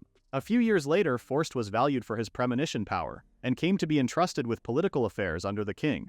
The politician said even during the recent heavy rain it was thanks to his judgment that a disaster was avoided. This country cannot function without him anymore. Aqua noticed that he had been busy. His achievements had become quite a rumor among the citizens. They were calling him a hero. He was saving people from landslides and showed the lost citizens the way, or something like that. Forst said he had never heard such rumors. Aqua then asked if searching for his sister was going well. He said no, but if he worked in the palace he believed he might get some clues. He wanted to find her no matter what. Aqua had her full support for him. The city was buzzing with rumors about Master Forst, but she wondered why his father, who cared so much about appearances, do not try to hide the fact that children were working in the palace. Also, it bothered her that he himself didn't know about the rumors. Something was strange. After that, an announcement came from the palace that there was a major announcement concerning the country's future. It was so sudden and there was no prior notice, so Aqua didn't know about the news either. The king told her not to be wary. This was good news for the country. He dragged Forst to his side and Aqua to his other side. They went to the balcony, and the king said he was going to introduce them to a certain person. They might have already known him, though. He said that he was the Forst Riverside. The people were so happy to see him. The king said he lived far away, but he was connected to their Riverside royal family, and as of today he will officially join the royal family. Forst was shocked, but the king didn't let him talk. He said that he was an exceptionally capable person. Many of the recent problems were solved thanks to him. He hereby declared that Forst would be appointed as the next king. Forst was shocked. He asked what the hell he was saying. The king ignored him again, saying he had been an inadequate king, but he intended to leave that burden to Forst. From now on he was going to depart this country and go to a foreign land, and from there send relief and supplies. He said that leaving his homeland was painful, but this was a duty as someone responsible. He leaves the country to the young people with a future for everyone's sake. He was going to seek a new path from a distant land. When the announcement was over, Aqua told her father that it is him who spread the rumors about Forst. He manipulated public opinion to make Forst the next king and planned to escape to a safe place himself. And in front of all those citizens, Master Forst had nowhere to run. The king confirmed everything she said. He said that there was no place to run anymore. He was already the king of this country. He then asked Aqua if she was going to come with him or stay here. He said he would give her life without any inconvenience if she wanted to act like a princess. Aqua immediately refused him. He said that was disappointing but didn't insist on her. Aqua started crying and apologized on behalf of her father. She was upset that they couldn't understand each other. All she wanted was to improve the country together with her father. Forst told Aqua that he was going to do it. He was going to be the king. He promised that it would surely work out. She then decided to quit being a princess. She was never really suited to be a princess anyway, so she wanted to become someone who could support those who were working hard. She was going to support the king as a maid. Even now her father sends relief supplies and money twice a year from the country he relocated to. He hadn't completely abandoned the country. Every time Aqua sees the supplies sent, she feels reassured. It means that her father didn't forget this country. Furafure was so upset about her life that she held her hand. Being separated from her family, Furafure was sure that she had worked so hard up to now. She didn't have a real family, but being separated from everyone in the orphanage was very lonely and painful. So Aqua also had been lonely until now. Aqua said she was right, they were her family. But she didn't feel lonely anymore, because Furafure and all the people she loved were here by her side. Furafure promised to be together forever. In the next scene, Furafure was harvesting potatoes, but there were so many of them that she couldn't hold them. She heard a moan from Aqua and asked if she was okay. Aqua was on the floor with a sweet potato in her hand, and she said it was her first time doing work like this, but she was happy to be able to harvest some magnificent sweet potatoes. The one she was holding was really big. Aqua was so happy that she praised her. Furafure decided to give it her all and continued harvesting. When they finished, they realized how huge this harvest was. After that, they sat on a picnic cloth and drank their tea to cool off. Furafure was so relaxed since she played in the soil. Aqua thanked her for her hard work as she handed her some tea. While drinking, Furafure seemed troubled with something. Aqua asked what it was. She remembered that Aqua was the princess of Riverside Kingdom. Until now, she had been cared for by Aqua as if it were natural. She brought her snacks, changed her clothes, and even read a book to her to help her fall asleep. She was sure this was wrong and started calling Aqua with honorifics. Aqua panicked and told her to continue calling her by her name as always. She reminded her that they had already talked about this and that she chose to take this position willingly. If Furafure and Master Forst hadn't come to this country, she probably couldn't have lived the life she wanted. The reason she could be her true self now was thanks to both of them. She held her hand and expressed how happy she would be if she could spend time with her from now on as Aqua. Furafure hugged her very tightly and thanked her. Aqua hid her expression because she wanted to interact with Furafure freely. But even so, Gaihar's flustered look was funny when he realized he had said something wrong. Seeing her face red like that, Furafure noticed it and thought she had a fever. Aqua refused that immediately, but Furafure said whenever she thought about Master Forst, her cheeks got warm recently. She recalled him again and the time they had spent together, and once again she blushed. She asked Aqua if she was the same as her. Aqua tried to convince her that this was not the thing that happens when you think about someone you like. That struck a nerve, and she immediately said no. Master Forst arrived and asked how the sweet potato digging was going. She was so happy to see him and showed him how much they dug. He found them amazing and asked what they were talking about. Aqua with a red face screamed that they were not talking about anything. Seeing her flustered like that made him even more curious. Aqua told him that it was a maiden secret and waited for Furafure to agree with her. Furafure backed her up, and they didn't tell anything to Forst. While they were carrying the potatoes, Furafure was distracted by Forst and fell. Furafure was happy to be with the people she loved every single day. She hoped that tomorrow would also be peaceful and fun. In the next scene, Forst wanted to have a word with Furafure, but he didn't seem so happy. She said that someone from the Harvest Kingdom was visiting Furafure. Furafure was not happy about this, but if someone came for her, she should meet them. Aqua told her to wait and objected. Considering what she had done until now, she couldn't trust anyone from the Harvest Kingdom. Forst commented that he didn't want to meet them either, but everyone in the Harvest Kingdom was struggling with food right now. The vegetables they gave them before weren't enough, so they might come here to ask for help.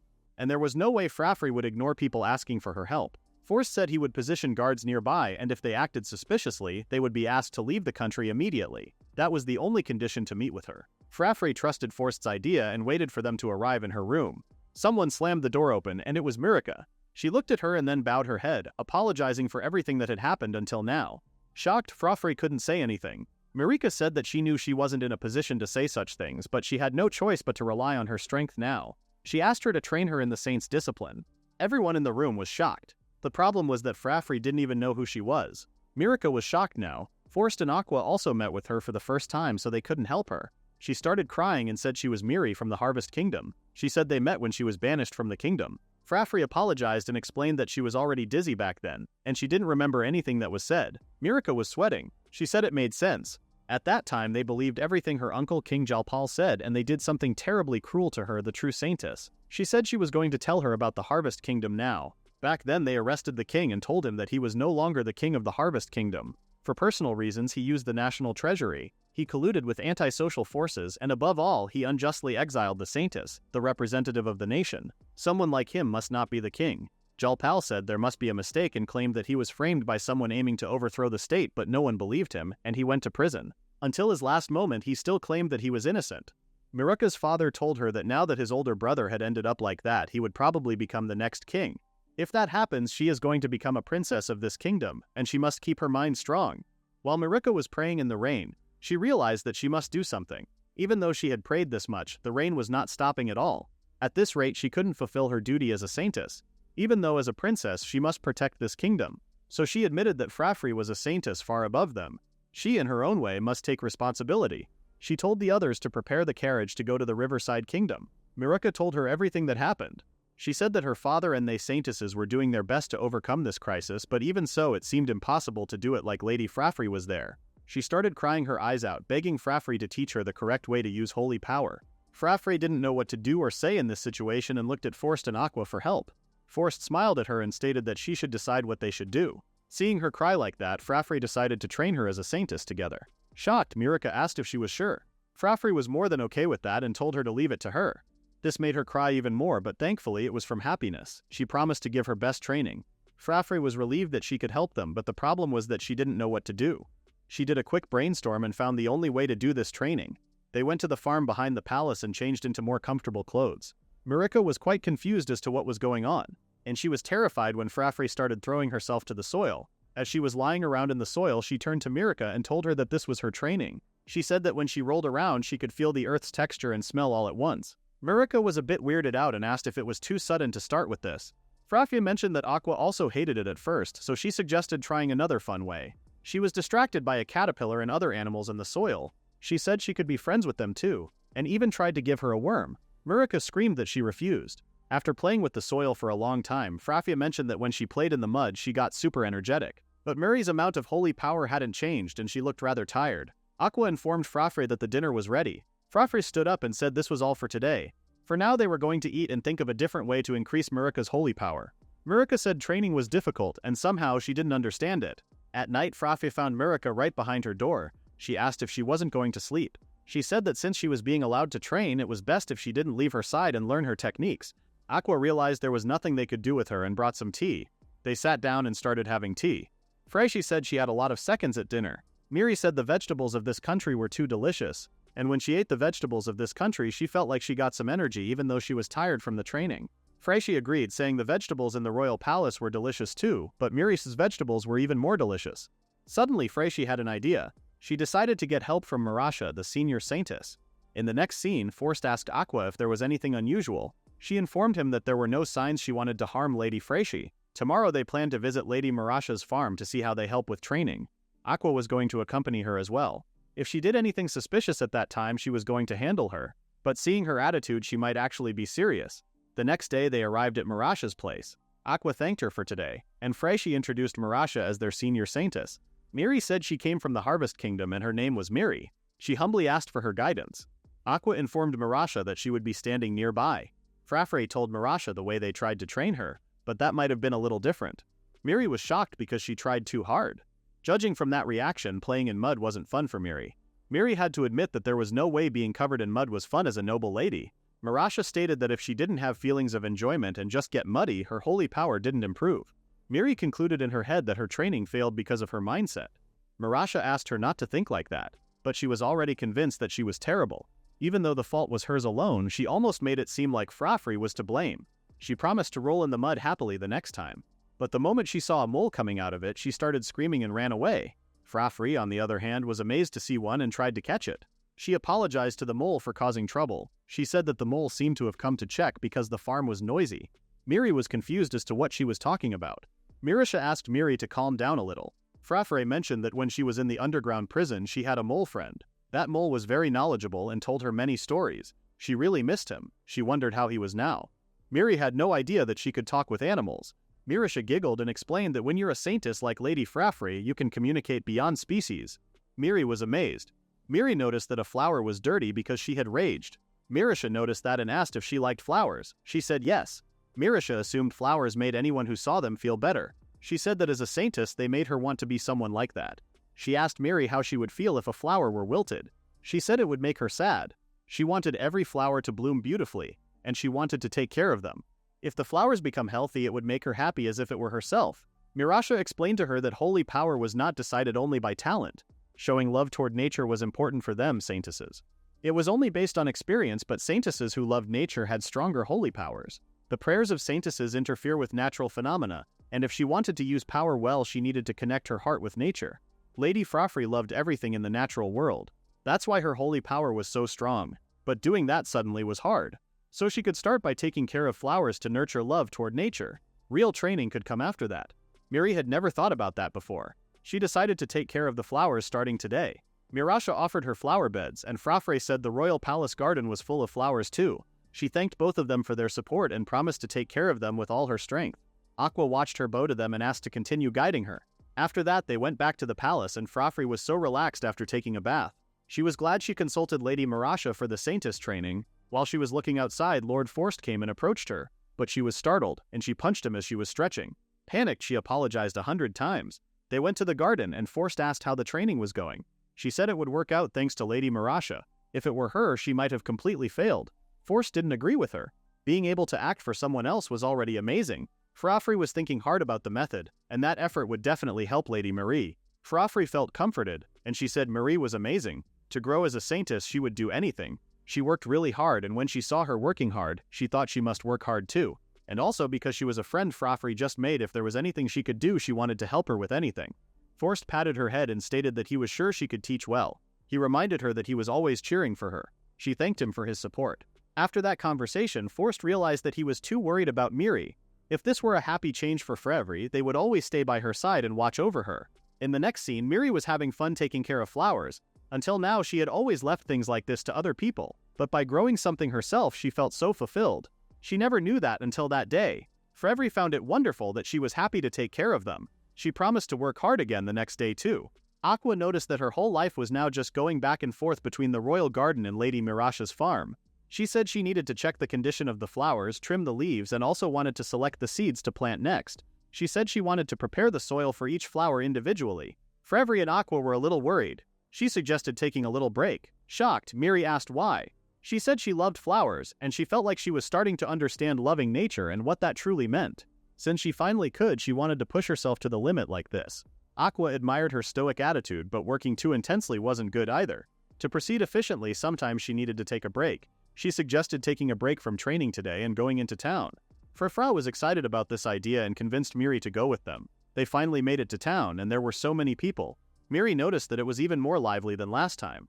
Right now the big city market is being held. They should be able to see rare shops open only during this period. Aqua then heard someone call her name, and when she turned, her whole face blushed. It was Gaihal. Furafure once again called him a bossy guy and greeted him. He corrected Furafure that it was Gaihal now, and then pointed out the coincidence. Aqua giggled and explained that she was guiding guests from a neighboring kingdom and grabbed Miri. Gaihal greeted Miri and said he was working in construction in this town. Aqua asked if he was here for work. He confirmed her, saying she got a request for repairs on this main street, so he came for the meeting. Repairing chipped stone pavement and decayed walls, all those repairs they wanted to do but couldn't until now. They were planning to finish everything all at once. The royal palace had heard as well, and they were looking forward to the result. But still, she was shocked by the energy of this market. It was incomparable to before. Once the repairs move forward, it will become even livelier. This town is becoming so full of life, and it was all thanks to the saintess. Aqua immediately shushed him because the public didn't know Furafure was the saintess yet. But there were rumors about the pure white angel appearing in this kingdom and living in the palace. Aqua scolded him and asked if he was trying to reveal the secret again. Gaihal was known for exposing secrets. Gaihal was still regretting that mistake, so he started buying them snacks. They immediately forgot about his mistake and focused on the food. He then waved his hand and said they would meet again. Miri remembered that Aqua was the princess of the Riverside kingdom, and yet she got along with common people like that. Furafure confirmed her and said she was kind, so she became friends with all kinds of people. Miri didn't understand at all how the citizens lived. Furafure said everyone started not knowing things, and if she didn't know something, she could always learn it. Aqua agreed and added that she could teach her if it was about the Riverside kingdom. Furafure mentioned that Aqua was a very good teacher. Her education as a noble lady was taught by Aqua. If it were something she knew, she would teach her anything. She was her senior as a princess anyway. They decided to go to the next place. Miri thanked Aqua and called her big sister. Seeing them bonding like that, Furafure felt a bit jealous and she hugged Aqua very tightly. They then went to a place that sells pure white angel goods. They were shocked to see it had already been made into merchandise. Miri asked if the pure white angel they were talking about earlier was. Aqua whispered to her that it was a secret. Furafure saw an angel doll and it was so cute that even Aqua liked it. They moved on to the other places after buying that and shopped together. At the end of the day they walked so much that they were tired. Furafure was glad they bought a souvenir for Forst. Miri said that today was very fun and the Riverside Kingdom was a wonderful place. Aqua told Furafure that this big market was to celebrate the restoration of the Riverside Kingdom. This lively atmosphere was all thanks to her. She was happy they could show it to the saintess who saved this country. Furafure knew her holy power made the weather better in this kingdom and helped vegetables grow in abundance. But every day for her was just full of fun. It felt like she was only receiving things from everyone. But without even noticing, she was being useful, and she was able to make everyone smile. She was so happy about this. Miri once again realized that Furafure was amazing. She wanted to become like both of them. She didn't understand the lives of the people like Aqua did, and she didn't have the strong power like Furafure. She didn't know what she could do. She was feeling impatient, so if she wasn't doing something every day, she got anxious. She was a saint and someone who would become a princess. She had the responsibility to save the kingdom, and above all, she loved the country where she was born and raised. She left her beloved country in a dangerous state, and if she couldn't accomplish anything like this, she was scared that it would all be meaningless. Furafure held her hand and comforted her. She told her that even while worrying that she didn't know what she could do, she still came here with only the desire to save her country. She was taught that just being able to act because she wanted to help someone was already amazing enough. Worrying and still doing her best was enough to say she was a fine princess. Miri couldn't stop crying after those beautiful words. Aqua was also sure the Harvest Kingdom could be restored too. Aqua, Forst, Marasha, and Furafure were all with her. For a friend, Furafure would do anything to help. This made her cry even more now. She promised to work hard on her training again starting tomorrow, and if her friend was with her, she was sure it would go well. After that, they get on the carriage to return to the palace. Miri immediately fell asleep on Furafure's shoulder while she was wondering if there was even more that she could do for Miri. In the next scene, the weather was so warm and pleasant. Furafure and Miri were in Lady Marasha's house to train, but she suggested having tea outside before they started. While they were drinking their teas, Furafure mentioned that she had been able to do many things with her lady's education. As she said her etiquette was perfect now, she noticed Miri's posture. Her posture was beautiful, and somehow the way she held the cut was different from hers. Even when she set it down, it didn't make a sound. Furafure realized that her etiquette wasn't perfect. Miri giggled and showed her how to hold the cup. Furafure then realized that her body was glowing. Shocked, Miri asked what that meant. Marasha explained that Miri's holy power had become stronger than before. She said she had only been taking care of flowers every day though. Marasha reminded her that she needed to connect her heart with nature to hold holy power. To interfere with natural phenomena through prayer, she must match the wavelength of her own power with the power that exists in nature. Miri probably wasn't good at that until now. But recently, by continuing to care for the flowers with love, her love for nature deepened, and she had become better at matching the wavelengths. She asked why that made holy power stronger than before. Marasha responded that holy power becomes stronger when she can take natural power with a matching wavelength into her body. But this wasn't something just anyone could normally do. When she stayed with someone who had strong power, it was easy to be influenced. Marasha reminded her that she needed to connect her heart with nature to hold holy power. She was going to grasp the feeling while actually using holy power. For the flower seeds sown in this field, Marasha asked Miri to try praying and make them sprout. With the way she was now, Miri was confident and started praying, and as expected, it was a success. And succeeding on the first try was amazing. Miri was shocked. She started dancing around in happiness because she did something like this for the first time. Furafure was shocked by Miri because even her praying pose was somehow different from hers. She tried to imitate her posture to see how she was doing and accidentally overdid it a little. Miri wasn't even sure if she saw this many seeds. Miri was shocked because even when she tried her best, she only managed to sprout one. She asked how she was able to use her power so well. Furafure didn't really understand it herself. She just saw it pretty easily. Hearing this, Miri seemed disappointed, and she said she was going to return first today. She thanked Lady Marasha and walked out. Furafure apologized and went behind her. They both went home, but they couldn't say anything inside the carriage. She tried talking to her when they arrived, but she said she was going to train a little more at the Royal Palace Farm. She wanted to come with her, but Miri didn't want her. She said she wanted to focus alone. Meanwhile, Aqua was helping Prince Forst with his work. He apologized for making her, but it was okay because most of it was finished so they could stop here for today. And it was right on time because Furafure had returned. She decided to go to see her. Forst wanted to see her too, but then noticed the look on her face. Something felt strange, so he rushed to see her. Aqua tried to calm him down, but he was already gone. While she was walking, Lord Forst called her name and she stopped. She saw him sweating and out of breath, so she asked what the problem was. He said he was worried when he saw how she looked from the window. Furafure seemed surprised that he ran all the way here from his room, even though it was quite far. He realized what he did and was embarrassed.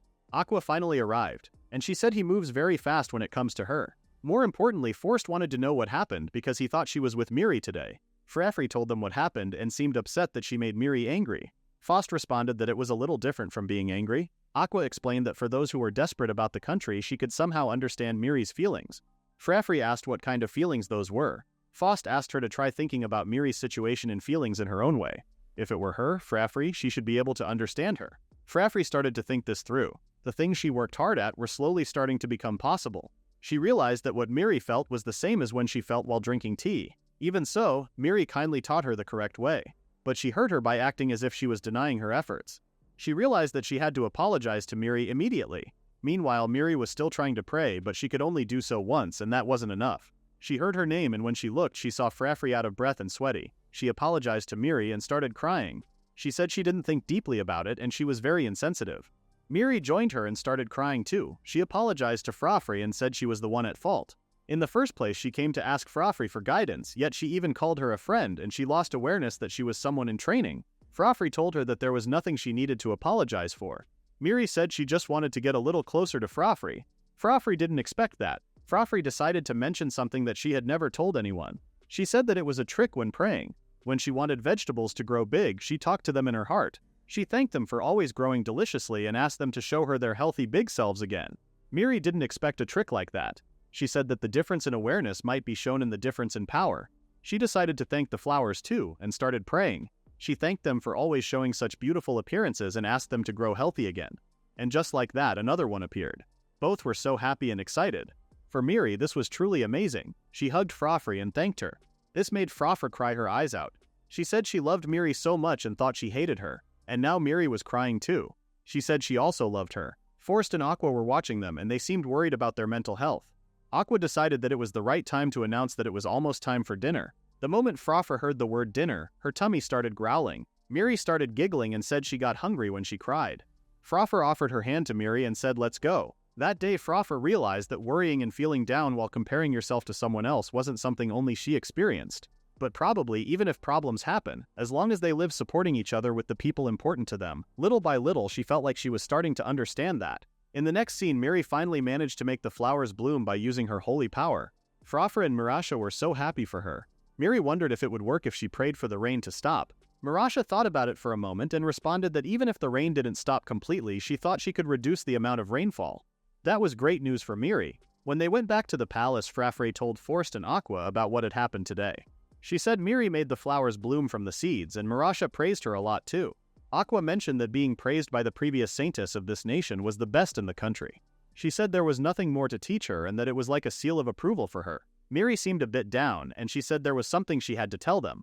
Furafure asked curiously what it was, but when she said she was going back to the Harvest Kingdom, she was upset. Furafure asked why. She said that she had improved in using her holy power and she wanted to decide based on today's training results and being recognized by Mirasha. She had made up her mind. Forst asked when she was planning to leave here. She said she wanted to leave as soon as possible. She still had preparations to make, so she was thinking the day after tomorrow. She thanked everyone for taking care of her so long. Furafure was truly upset that her best friend was leaving the country. The next day, when she woke up, she didn't even remember how she got back to her room. She kept remembering the time she spent with Miri. She felt lonely. Miri was her first friend who was also a saintess. She wondered if there was something she could do somewhere. She then had an idea and stood up. It was something she saw in a book before. She went to the library of the palace and found it. In the Riverside Kingdom, it says how to make a protective charm. Aqua appeared and asked if she wanted to make a protective charm. Furafure showed her the one she wanted to make. It was a charm given to someone departing, an amulet traditionally passed down in the Riverside Kingdom. She wanted to make it by tomorrow. Aqua assumed she wanted to give it to Miri. She said she was going to be lonely if Miri went back, and she wished she could stay longer in this country, but Miri came here to do what she had to. What Miri was trying to do wasn't finished yet, so she shouldn't force her to stay. She had to push herself forward. When she thought that, she couldn't stay still. Aqua said if it was a charm made by the greatest saintess, it should surely give power. She decided to help Furafure do it. Furafure was so happy. They gathered the materials and started making. Aqua mentioned that while praying for protection from misfortune, she should stitch one by one and put her feelings into the stitching. Forst wanted to see her, but Aqua didn't let him because she was working on something. Miri then came too, asking if Furafure was spending time in her room today. Aqua said she was busier with her studies. She seemed to be working even harder than usual. Miri was disappointed because she wanted to properly talk to her before leaving. It was late at night when Furafure finished making it. Aqua was so happy for her. She wanted to go give it to Miri immediately. Miri was sitting in her room alone thinking when Furafure knocked on her door hard. She was terrified. But when she heard Furafure's voice, she immediately opened the door and asked what was going on. She said she wanted to talk with her and asked if she could enter her room. Miri was so happy that she could finally talk with her best friend and let her in. They went to the balcony and looked at the sky. Stars were beautiful. Miri said she hasn't had time to just look at the starry sky recently. She wanted to apologize to Furafure too. As someone from the Harvest Kingdom, given how cruelly they treated her, she was genuinely sorry. Furafure was happy that she took accountability for that, but she still didn't want her to apologize so much. She was taught by King Jalpal that she was a bad person, so it wasn't her fault. Miri didn't want to use that excuse because even she and the citizens thought that by making someone the villain, they were on the side of justice. Without even seeing it with their own eyes, they just took convenient stories at face value, and if something inconvenient happened, they put all the responsibility on her. Furafure admitted that back then she often wondered the reason, but now she thought she understood somehow. King Jalpal had so many responsibilities as a king and things he couldn't handle, things he couldn't carry by himself, he decided to blame others to feel relieved. Even a king can end up like that. Everyone in the country felt that way sometimes too. They wanted the easy way out, and now she understood that. That's why she forgave the people of the Harvest Kingdom. Miri said she had to believe what she saw with her own eyes. Taking care of flowers was the same. Only when she grew them herself could she truly love them from her heart. Leaving it to others was no good. She thanked Furafure for teaching her so many things. Furafure also learned a lot from Miri. Before meeting her, she just thought having fun playing in the mud was happiness. But seeing Miri work hard as a saintess nearby, her way of thinking changed. She wanted to help people like Miri, a saint. Living just for herself wasn't as fulfilling. So she thanked her too. And as a small thank you gift, she took out the amulet she had made for her. She explained that it was an amulet traditionally passed down in the Riverside kingdom, and it protects you from bad things. Miri was shocked and felt so emotional. She hugged her and promised to treasure it forever. Next time, she wanted to open a Mu classroom with Marasha. Furafure wanted children to also know the heart that loved nature. That sounded like a good idea. The next day, Miri's carriage was ready early in the morning and everyone was there to see her off. Furafure wanted to meet with her again. She said that even when she returned to the Harvest Kingdom, she was going to continue her training, and by the time she saw Furafure next, she was going to become an even greater saintess. She thanked everyone for their help and promised to restore the Harvest Kingdom and come to thank them properly again. With that, Miri was gone. As they watched her carriage drive away, Forst had to comment that she was like a storm of a person. Aqua agreed, saying the palace would feel so quiet now. Free collapsed to the ground and started crying her eyes out because she was lonely. She was holding back to send her off with a smile. Aqua patted her head, saying they were going to meet again.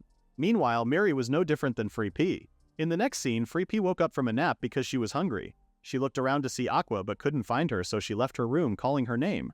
She then saw Aqua, Forst, and Mr. Bossy Guihall. She was so happy to see her. She then welcomed Guihall. She asked why he was here today. He said he had a request from Forst, so he was here to report on it. Forst wanted Furafure to listen in too. Aqua suggested having some snacks while they talked. They went inside Forst's room, and Guihall said the maintenance of the city's waterways and river embankments he had asked for had been completed without issue. He gave him the documents to read in detail. Meanwhile, Furafure was eating her snacks happily. After reading the details, Forst was satisfied with the result. Guihall said the river was safe and they could start any time. Furafure asked what they were starting. Guihall said it was the construction of the river ports. Forst asked if she knew that many rivers flow through the Riverside Kingdom. She did actually. Aqua taught her during their study time. Forst said they were thinking of building river ports on those rivers to connect the royal capital with the rural regions.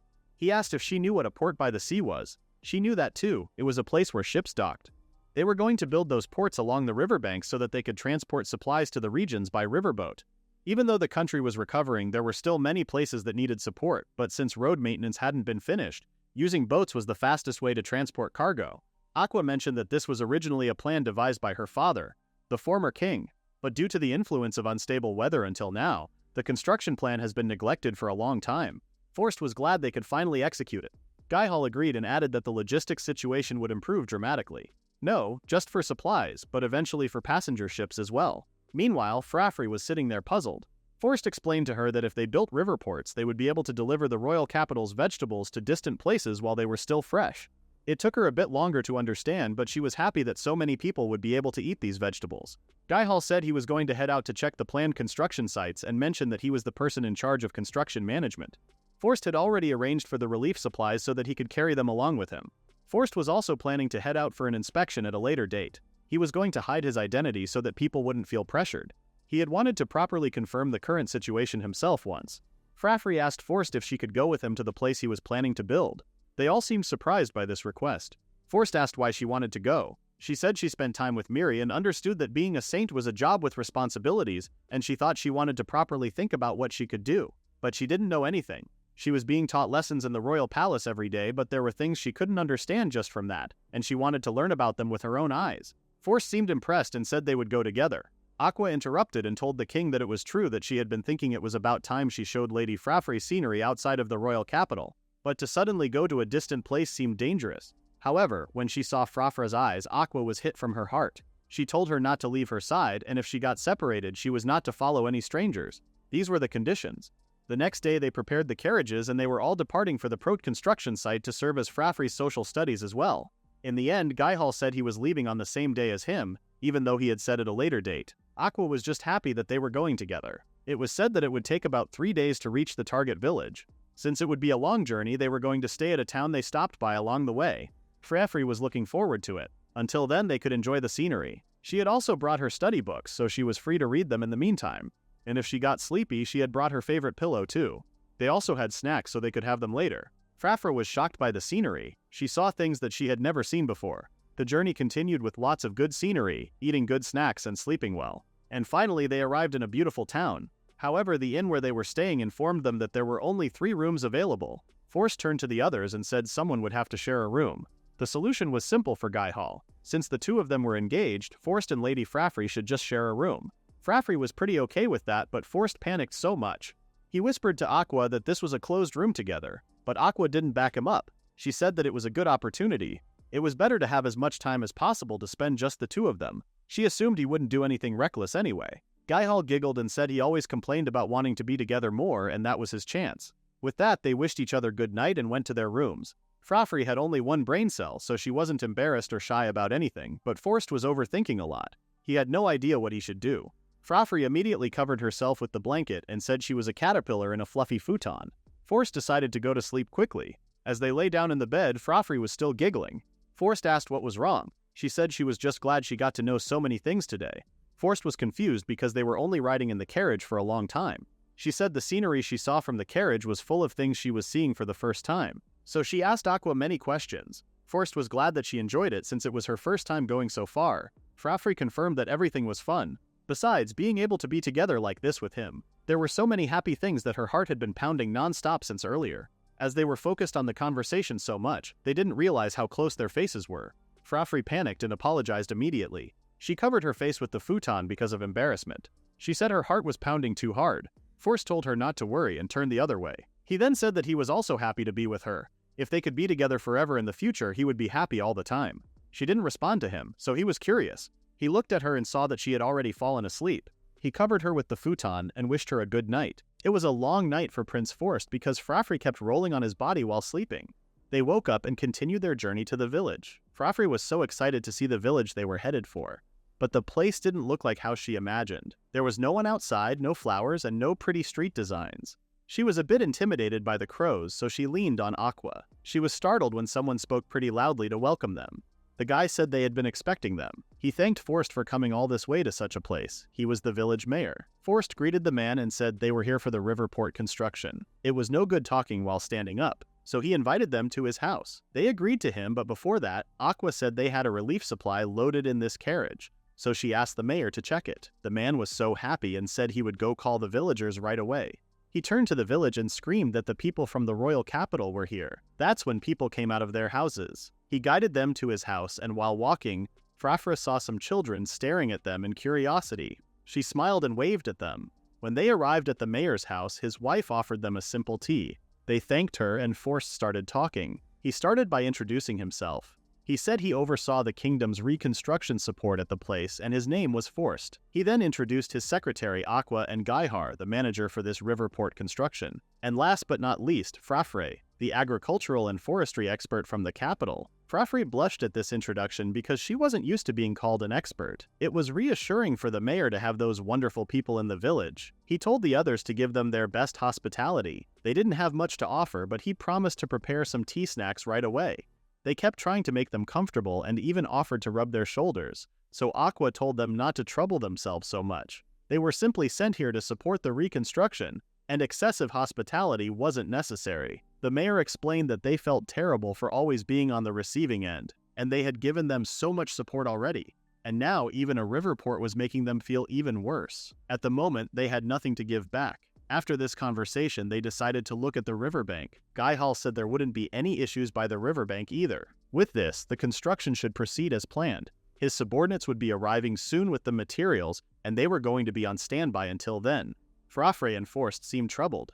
They were both thinking about the way the mayor was earlier. The villagers were so enthusiastic, but they looked tired. Furafure decided that she was going to make the villagers feel better. She needed to find something she could do for that. Helping those in need was the first step to becoming a wonderful saintess. So she asked Forst if she could go take a look around the village. Forst was okay with that, and Aqua joined her just in case. They started walking around, and when Furafure saw a field, she immediately sat down. She finally found the things she could do to help the villagers. At night, she came out of the house with a bag of seeds and started planting them. Aqua appeared behind her, and she immediately figured out that she was planning to grow vegetables with her holy power. Shocked, Furafure asked how she knew that, but Aqua could tell just by looking at her. Furafure asked if using holy power was a no-go. Aqua explained that she must not use it outside the palace. She asked if she understood why it was better to hide the fact that she was a saintess. She responded that it was because there were people who would capture a saintess and use her for bad things. Exactly. Her achievements were already becoming rumors as it was, and it was best to refrain from doing more. She knew that.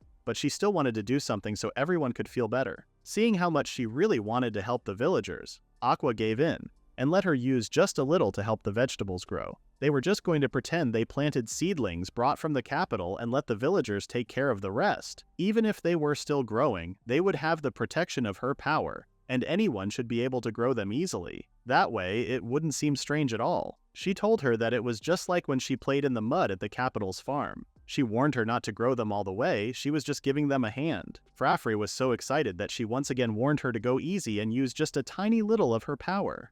However, the moment she started praying, Aqua was blinded by the light that came out of her. And when the light was gone, there it was. A giant bumper crop. Yep, she messed up. The next morning, Gaihal and Forst saw the crops, and Gaihal was amazed. Forst asked Aqua if she used her power again, and Aqua apologized for not being able to stop her. When the mayor saw the crops, he asked what on earth this was. Aqua immediately came up with an idea and said it was the agricultural and forestry expert from the capital who planted vegetable seedlings grown with a special technique. They all seemed to believe this, and they thanked Furafure. She did stutter a bit, but she was able to pull this out. Seeing the kids so happy, Furafure was happy too. She knelt and asked them to come closer. She said that they looked just right for eating now. If they would like, they could all harvest them together. They all seemed so happy and excited. Everyone started harvesting the corn, including Prince Forst and Gaihal. There were a lot of them. When one of the kids saw how amazing and utterly beautiful Furafure looked, she asked if she was an angel from the palace. Furafure panicked and said she was just an agricultural and forestry expert. Apparently, their mothers were saying that an angel was living in the palace, and that's why the weather got better and lots of vegetables started growing in the capital. Aqua couldn't believe that the rumors reached even a village this far. The girl said they meant the saintess when they said an angel. Furafure was sweating so much, but seeing the kids say this kingdom would be safe forever if the saintess were here, Furafure realized something. If she, the saintess, disappeared, what would happen to these children? What would happen to this kingdom in the future? She thought that as long as she worked hard by herself, it would be enough to help everyone. But could it be that that wasn't enough? Realizing that she was not working hard enough, Furafure collapsed and wondered what she should do. Aqua noticed her and asked if everything was all right. She panicked and decided to focus on the harvest for now. After the harvest was finished, the mayor thanked them and suggested the village's hot spring the village was proud of. Aqua explained to Furafure that a hot spring was a naturally occurring bath. Furafure was so excited. They went to the hot spring and Furafure felt so relaxed. She really felt so good. Aqua mentioned to her that they went in together today, but she must not say she wanted to go in with the prince tomorrow. Furafure thought about what she was thinking when she said that, and then realized how this could sound to other people and was so embarrassed. She admitted that this was a bit embarrassing. Aqua burst into tears after she saw that Furafure was growing. Back at the house the group was renting during their stay, Aqua was making dinner while Furafure helped her. While she was peeling the corn, she asked if there was a way for the villagers to keep working hard on their own. She said she wanted to become a fine saintess, and she thought if she had power, she had to save everyone, but she realized that might not be enough, because even she was going to become an old lady someday, and might not be able to work anymore. So what she really needed to think about for the future was a way for the villagers to live on their own. Forst was thinking about the same thing. It was only natural to support the regions to reconstruct the whole kingdom, so he wanted to do whatever he could. But perhaps for the villagers, it ended up becoming a burden of debt. What they truly needed was the strength to be independent. Furafure suggested thinking of a way together. They sat down together to start the village reconstruction meeting. Furafure got all excited and stood up screaming that the village had a really nice hot spring. She asked if they could do something using this hot spring. Turning it into a tourist spot by utilizing the place would be interesting. The capital had a public bath too, so it might be appealing to the general public. If people were coming all this way for a hot spring, it felt like they would have to appeal to the wealthy who had money to spare. Furafure was frustrated, so Aqua suggested eating first. Today's menu was dishes made with freshly picked vegetables. Everyone seemed excited to eat it. When Gaihal tasted it, he was shocked by how delicious it was. Furafure commented that Aqua was a master of vegetable cooking. Aqua was embarrassed by all these compliments. She explained that this was called steamed cuisine from the eastern lands. Steaming made the veggies sweet and delicious. She was well informed about this stuff. She wanted Lady Furafure to enjoy delicious meals every day, so she studied. Furafure said that when she first came to the palace, she only knew about eating vegetables raw, but the cooked vegetables were delicious too. Aqua taught her that. The boys felt bad for Aqua for having a hard time with Furafure, but she said she did it because she loved it. Furafure then asked how she made steamed cuisine. For steamed cuisine, she used a cooking tool called a steamer basket. When she placed it over a pot of boiling water, the thick steam cooks the ingredients, and that was how to make it. Because it heats with steam, it doesn't lose the flavor or sweetness of the ingredients as boiling does, and it can be cooked more moist and softer than stir-frying. Furafure started to understand it. When she was hit by the warm steam of the hot spring, she felt like she was going to melt. So steaming the vegetables was just like that. She wanted to go again tonight, but Aqua warned her that she mustn't soak for too long since she was already flushed with bright red cheeks earlier. She promised to be careful. Forst was thinking about what they were saying and had an idea. Furafure asked what it was. He said he had seen an interesting case while researching the agriculture of various countries. In areas with hot springs, they utilize that heat in a practice called thermal cultivation. He wanted to try it in this village. Furafure was confused. He explained that the method was the same as the steamer basket. By burying pipes where the hot spring water flows into the ground, it warms the field from below. The soil becomes nice and warm, raising the geothermal heat of the fields. Aqua agreed that it might be a good idea. If they surround the area like a greenhouse, they might even be able to grow tropical vegetables and fruits they could only import until now, like bananas and mangoes. Furafure really wanted to try them. She had never eaten a banana before. Hot spring piping was Gaihal's speciality, so he promised to finish it perfectly. Furafure was amazed. She never would have thought of this on her own. She was so glad she talked to everyone. She got so excited and wanted to talk to the mayor right away. When they went to the mayor's house and explained their ideas to him, he didn't even know that there was a cultivation method like that. Forst said the only place in their kingdom where thermal cultivation could be attempted was likely this village. Once the cultivation gets on track, they could expect even further development of their food culture. For the future of the kingdom, he wanted to work hard together. Furafure joined the conversation, and she said she heard things that the Riverside kingdom never had before might grow with thermal cultivation. So she was so excited. On the riverboats, the village's vegetables and fruits were arriving, and she was going to be waiting for that. The mayor seemed shocked, and then he couldn't help but tear up a bit. He told her to wait for it, and he promised to make it a success. That night, they all went outside and watched beautiful stars on the sky. The next time Furafure is Miri, she is going to tell her about what happened in this village. It was bit by bit, but so she could become a fine saintess. She was going to keep doing her best like this. In the next scene, Prince Forst was sick. His whole body hurt and he had a fever. Aqua seemed pretty angry. He said he thought he could do it too. They began the riverport construction yesterday, and Gaihal was telling everyone to give it their all. While he was guiding people, Furafure found him so cool. So Forst got a little bit jealous. He said he was going to help too and started carrying wood and stuff just to impress Furafure. Even though Gaihal told him not to overdo it, Furafure kept praising him. So he kept working harder and harder. Eventually, he reached his limit by overexerting himself. He was really ashamed of it. Aqua couldn't believe that he tried manual labor just to imitate Gaihar, who had a sturdy physique and had a lot more experience than him, was idiotic. Forst said he wanted to show Furafure his best side. When Aqua left the room, Furafure was waiting for her to tell her how he was. She said he fell ill because he did something he wasn't used to. Right now, his whole body was aching and he had a bit of a fever, but it wasn't something serious. Furafure was already panicking because of the fever. Aqua asked if she wanted to make the king feel better. Furafure immediately said yes. In that case, Aqua had a good idea. They put on their apron and went to the kitchen. She said they were going to take the vegetables harvested this morning and cook them so they were easy for Forst to eat. Today's menu was rice porridge with plenty of vegetables simmered until tender. Furafure agreed that he wouldn't get better if he was hungry. Lord Forst had been sleeping because he was tired, so he hadn't eaten at all. Aqua mentioned that the important thing here was that he eats the vegetables she grew. She explained that the vegetables grown with her holy power had a restorative effect on fatigue. It was obvious if she looked at the villagers. Before, they all seemed tired and skinny, but after eating the vegetables she grew, they seemed a lot livelier. Everyone seemed to have gotten more energetic. Even the king, who was exhausted right now, was sure to regain his strength if he ate her vegetables. They simmer the vegetables while Aqua makes a snack with the leftovers. Furafure had an idea of using the leftover vegetables too. After everything was ready, Furafure knocked on Forst's door and entered the room. She was holding a tray full of food and asked how he was feeling. He sat down and said his whole body was sore, but it wasn't something serious. He apologized for worrying her. She approached him and said she had made a meal with the vegetables she grew and asked if he would eat it. Forst was shocked that she made it for him and would gladly have some. Furafure gave him a glass of drink that she made from vegetables. He was just getting thirsty, so he thought this would help, but the moment he saw the liquid inside the glass, he wasn't that sure. He stuttered as he asked what this was. She said it was a special grated juice. She grated all kinds of vegetables and mixed them all together and added honey as a secret ingredient.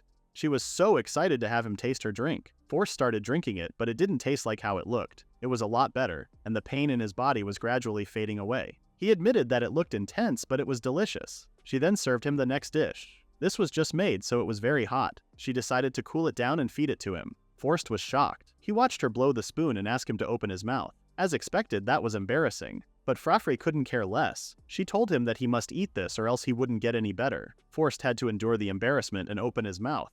He was so embarrassed that even if it was delicious, he could barely compliment the food. After eating everything, Furafure patted his head and said he did well finishing it all. He giggled and said this was the opposite of how it usually was. He thanked her and said he was going to get better quickly. He mentioned that he really felt much better when he drank the thing she made. Regardless of the appearance, it was delicious. She said she knew. If she sells this at a shop, everyone could become healthy. When Forst confirmed that it was a great idea, she decided to add this to her Saintess activity list. Puzzled, Forst asked about the list. She said she was making a list because she was aiming to be a fine saintess. Forst wondered why she wanted to become such a fine saintess. She responded that she wanted everyone in this country to live happily, and more than anything in the future. Even if she was standing by his side, she wanted to be someone she wasn't ashamed of. Forst's face turned red after her beautiful words, and he could barely answer her. Thankfully, Furafure wasn't the smartest girl in the world, so she thought he had a fever again. Meanwhile, Aqua brought Gaihal some muffins as a snack.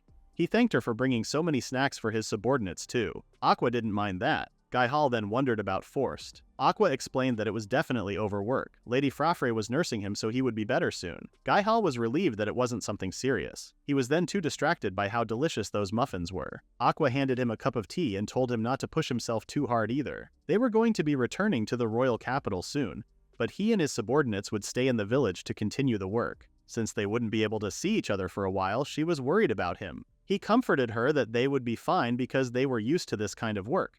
But that wasn't what she meant. Her cheeks got red, and she said she was personally worried about how he was doing. Gaihal didn't expect her to be so open about him. His reaction was only calling her name Lady Aqua, but that made her annoyed. She asked him to stop calling her lady. She wasn't a princess anymore, so she wanted him to call her by her name normally. He panicked and started sweating because using just the name of his benefactor was hard for him, but seeing her annoyed face, he forced himself to call her by her name, without lady. The moment he called her Aqua, a big smile appeared on her face and she giggled. She then asked him to come visit the royal palace again when the construction was finished. Gaihal promised to go to see her. In the next scene, Furafure was giving the kids muddy class. Everyone seemed to have fun rolling around in the mud. She told them to eat delicious meals, exercise their bodies healthily, and sleep soundly at night. By keeping these three, they could live energetically. Now everyone had the harvested vegetables, and this village had hot springs. After the bath, they could sleep peacefully at home. In other words, what everyone needed right now was to exercise their bodies while having fun. For that purpose, Furafure said mud was essential. That being said, she told them to continue to play and have fun. Forst and Aqua were watching her from behind the bushes. He asked if she had become that close with the children, and Aqua responded that since harvesting vegetables together, everyone had adored Lady Furafure. It was the same with Miri. Lady Furafure was quite good at taking care of others. Forst felt so emotional because Furafure, who was the youngest at the orphanage, had grown enough to take care of children. Recalling those moments at the hot spring, Aqua agreed that she was growing day by day. When it was time to finish the muddy class, she told the kids to make sure to wash the dirt off their bodies when they got home. She was glad everyone had fun. Mud really was the source of smiles. While she was stretching, she noticed a little girl standing alone. She asked what was wrong and if she was tired. Her clothes were still clean, which made Furafure realize that just like Miri, there were kids who didn't want to get muddy. She apologized for not noticing and asked if she hated the muddy class. The girl seemed a bit different than the others and said she loved playing with her, and she was jealous that everyone looked so happy in the class. Furafure asked if she wanted to try a little bit now and tried to hold her hand, but she immediately rejected her and said she was scared of mud. Furafure was so shocked that she couldn't stop the girl. Also, she collapsed. Forst and Aqua ran to her, and Forst held her between his arms. They asked if she was alright. She said she was fine and she had to go after that child right now. She really wanted to know why she was scared of mud. Besides, that child looked like she was about to cry. The kid was walking alone in silence when Furafure scared the hell out of her. They both started at each other and screamed. Furafure fell to the floor. The girl asked if she was fine. Furafure thanked her for worrying about her and said she was a kind child, but she didn't agree with her. She said she shook off her hand just now and ran away. Furafure gently smiled at her and asked if she could tell her why she felt like running away. The girl thought she wouldn't believe her even if she talked. Furafure said no. No matter the story, she promised to believe her. The girl then said she knew what the soil and leaves in the field were thinking. She had loved helping her father and mother with the field work since she was little. Long ago, there was a lot of rain, and it was hard, but even so, she did her best to help every day. Even if the vegetables rarely bore fruit, when they grew enough to harvest, she was happier than anything. Then one day, she heard one of the plants saying there was so much water and it was painful, and that they wanted to see the sun. They were begging for help. It was just a feeling for her, but she realized that the soil and leaves were feeling pained or sad. Since then, she had become scared, and she couldn't do the fieldwork she loved so much. Furafure had doubts before, but now she confirmed that there was no mistake. She told her that she could also hear the voices of nature. The kid was shocked. Furafure explained that when she first came to this village, everyone in the field looked like they were in pain. But now, it wasn't like that. She suggested going to the field together. When they arrived, the kid was still scared to touch the soil. Furafure held her hand and said she would let her hear everyone's voices now. As she used her holy power, the girl heard the plants saying it wasn't cold anymore and the energy was welling up. They were thanking Furafure. Furafure explained that after a little care, everyone became very energetic. It was okay now. For the first time in a long time, the girl touched one of the vegetables, and it was completely different from before. She started crying because she was so happy that everyone could become energetic. Furafure said her heart, which loved nature, seemed to have reached everyone too. She had been great for working hard to take care of them until now. Seeing her being able to do something like that, the girl started to question who Furafure was. Furafure told her to keep working hard to take care of the field, and when she grew up, if she ever wanted to grow even more vegetables, she could come see her in the royal capital. The girl promised her, and they even pinky promised each other. In the next scene, their work with the village was done, and it was time for the three of them to go. The mayor thanked everyone for their help. Forst thanked them too, for helping during their stay. He promised to send the plan for the thermal cultivation later. Aqua told Gaihar that they were going to head home first and wished him good luck with the river port construction. Gaihal wished her a safe trip. Furafure waved at everyone as the carriage started moving. After a while, she opened her Saintess activity list again. She said that when she returned to the royal capital, she was thinking of opening a muddy class for real. The things she felt from that child were definitely holy power. She had been wondering for a long time why every kingdom had so few saintesses. Now she realized that no one could feel holy power, and that's why they haven't noticed it. Lord Forst also had a power of premonition that was very similar to holy power. It seemed the ability depended on the person, but people who could become saints might be all over the kingdom. Just like how Miri learned through her training, that child had nurtured a heart that loves nature since she was little. If she could find people who were working hard like that child in the muddy class, she might be able to pass the Saintess on to the next generation. In the next scene, Furafure was writing a letter to Miri. She mentioned that recently, at Lady Marasha's farm, she had been running a mud play class for children. She wanted everyone to enjoy getting messy in the mud, and she was also wondering if she could find children with holy powers. So far, there have been plenty of participants, and it was a huge hit. Being there reminded her of her training days with Miri and made her feel a little nostalgic. She really wanted to see her again. But still, someone with holy power was hard to find. That made sense though. If someone like that were in the royal capital, Lady Marasha would have noticed them long ago. She supposed she just had to be patient and take it slow. Since she had started this mud play class, besides teaching them how fun the mud could be, she hoped she could be useful in some other way too.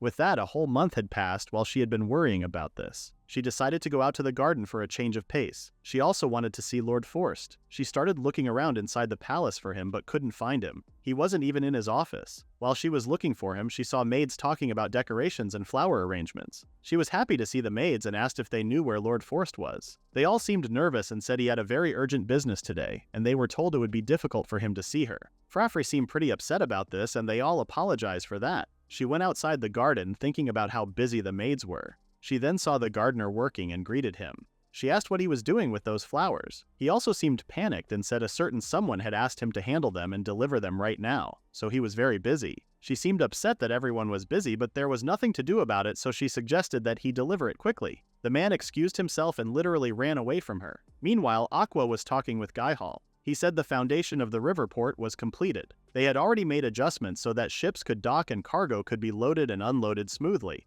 so they could start operations immediately. Preparations for the thermal cultivation construction were also underway. Aqua thanked him for his hard work. He was as fast as ever, but she was upset that he was going to head back to the village soon. He said he had materials to secure and meetings to attend, so he would be staying in the capital for a while. Aqua's eyes started shining, and she was even happier when Gaihal asked her out for a meal together. As their faces got closer and closer to each other, Furafure came and ruined their moment. She said she couldn't find Lord Forst and asked if they knew anything. Gaihal once again started telling everything blindly and how Forst told him to move their meeting to tomorrow and mentioned something about having preparations to make, but Aqua closed his mouth before he revealed something big. She started mumbling something in his ear. After she explained to him, he seemed to understand what was going on, and then he gave the same exact answer. Lord Forst was really busy. He then started dragging her over there and had a nice chat. He said Forst was working like crazy in this room right now and they should leave him be. Furafure didn't even know that Forst was right behind this door. Aqua scolded Gaihar for giving away that unnecessary information, but it was too late. Furafure thought he was trying to handle everything by himself, and she knocked on the door. But she didn't even let him allow her inside the room and just barged in because she wanted to help him. The room was spotless. There were lots of beautiful flowers everywhere, fancy snacks, and a beautiful table. And Forst was just standing there with flowers in his hands. He was shocked and couldn't say anything. When Furafure asked what all this was, he turned to Aqua and reminded her that he told her to keep her occupied. Gaihal took the blame because it was entirely his fault. Furafure asked if today was a special day. The room looked even more grand than usual. He said he was trying to keep the preparations a secret, but there was no helping it now that he was caught. He explained that this was a Furafure appreciation party. He wanted to show his gratitude for how hard she worked as a saintess, so they all prepared this to help her relax. Furafure was shocked and felt so bad for ruining their surprise. Forst approached her and said she had been working quite a bit on the mudplay class and he was happy that she was so dedicated to the kingdom, but worrying too much wasn't good for her. She wanted her to always be happy and full of energy, so he thought she could use some time to catch her breath, and they all planned this party together. As he was handing her a bouquet of flowers, he said this was all he could do and thanked her for everything. Furafure seemed amazed by how beautiful the flowers were. She hugged the bouquet and thanked everyone. The reason she could work hard every day was all thanks to everyone. They said it was enough already, but after receiving so much happiness, she still hasn't done enough to pay them back. Back then, she never could have imagined such happy days. She thanked them for finding her on that day. After this beautiful moment, Forst let her sit down and Aqua brought the food while Gahial was pouring the drinks. Aqua put her heart and soul into making this. Aqua was shocked when she saw Furafure's table manners. She was perfect. She had become such a wonderful lady that Aqua teared up a bit. Gaihal said their little sister, who used to be small, had really grown up. Even after living in that terrible orphanage, Gaihal was glad they all managed to survive. Back then, everyone was always hungry and every day was a struggle. Their dream as kids was to eat until their bellies were full. Furafure wanted to hear more of their past stories. If she knew what they all needed when they were children, she could use that for her mudplay class. Forst suggested trying to talk to everyone at the orphanage. Furafure was shocked and asked if he meant to talk to them directly. It had been a long time since she last saw them, so they could go and visit them. Hearing opinions from many people should be helpful. Furafure would love to see everyone after all this time. She said she would go to the city tomorrow. It looked like this wouldn't be much of a break after all.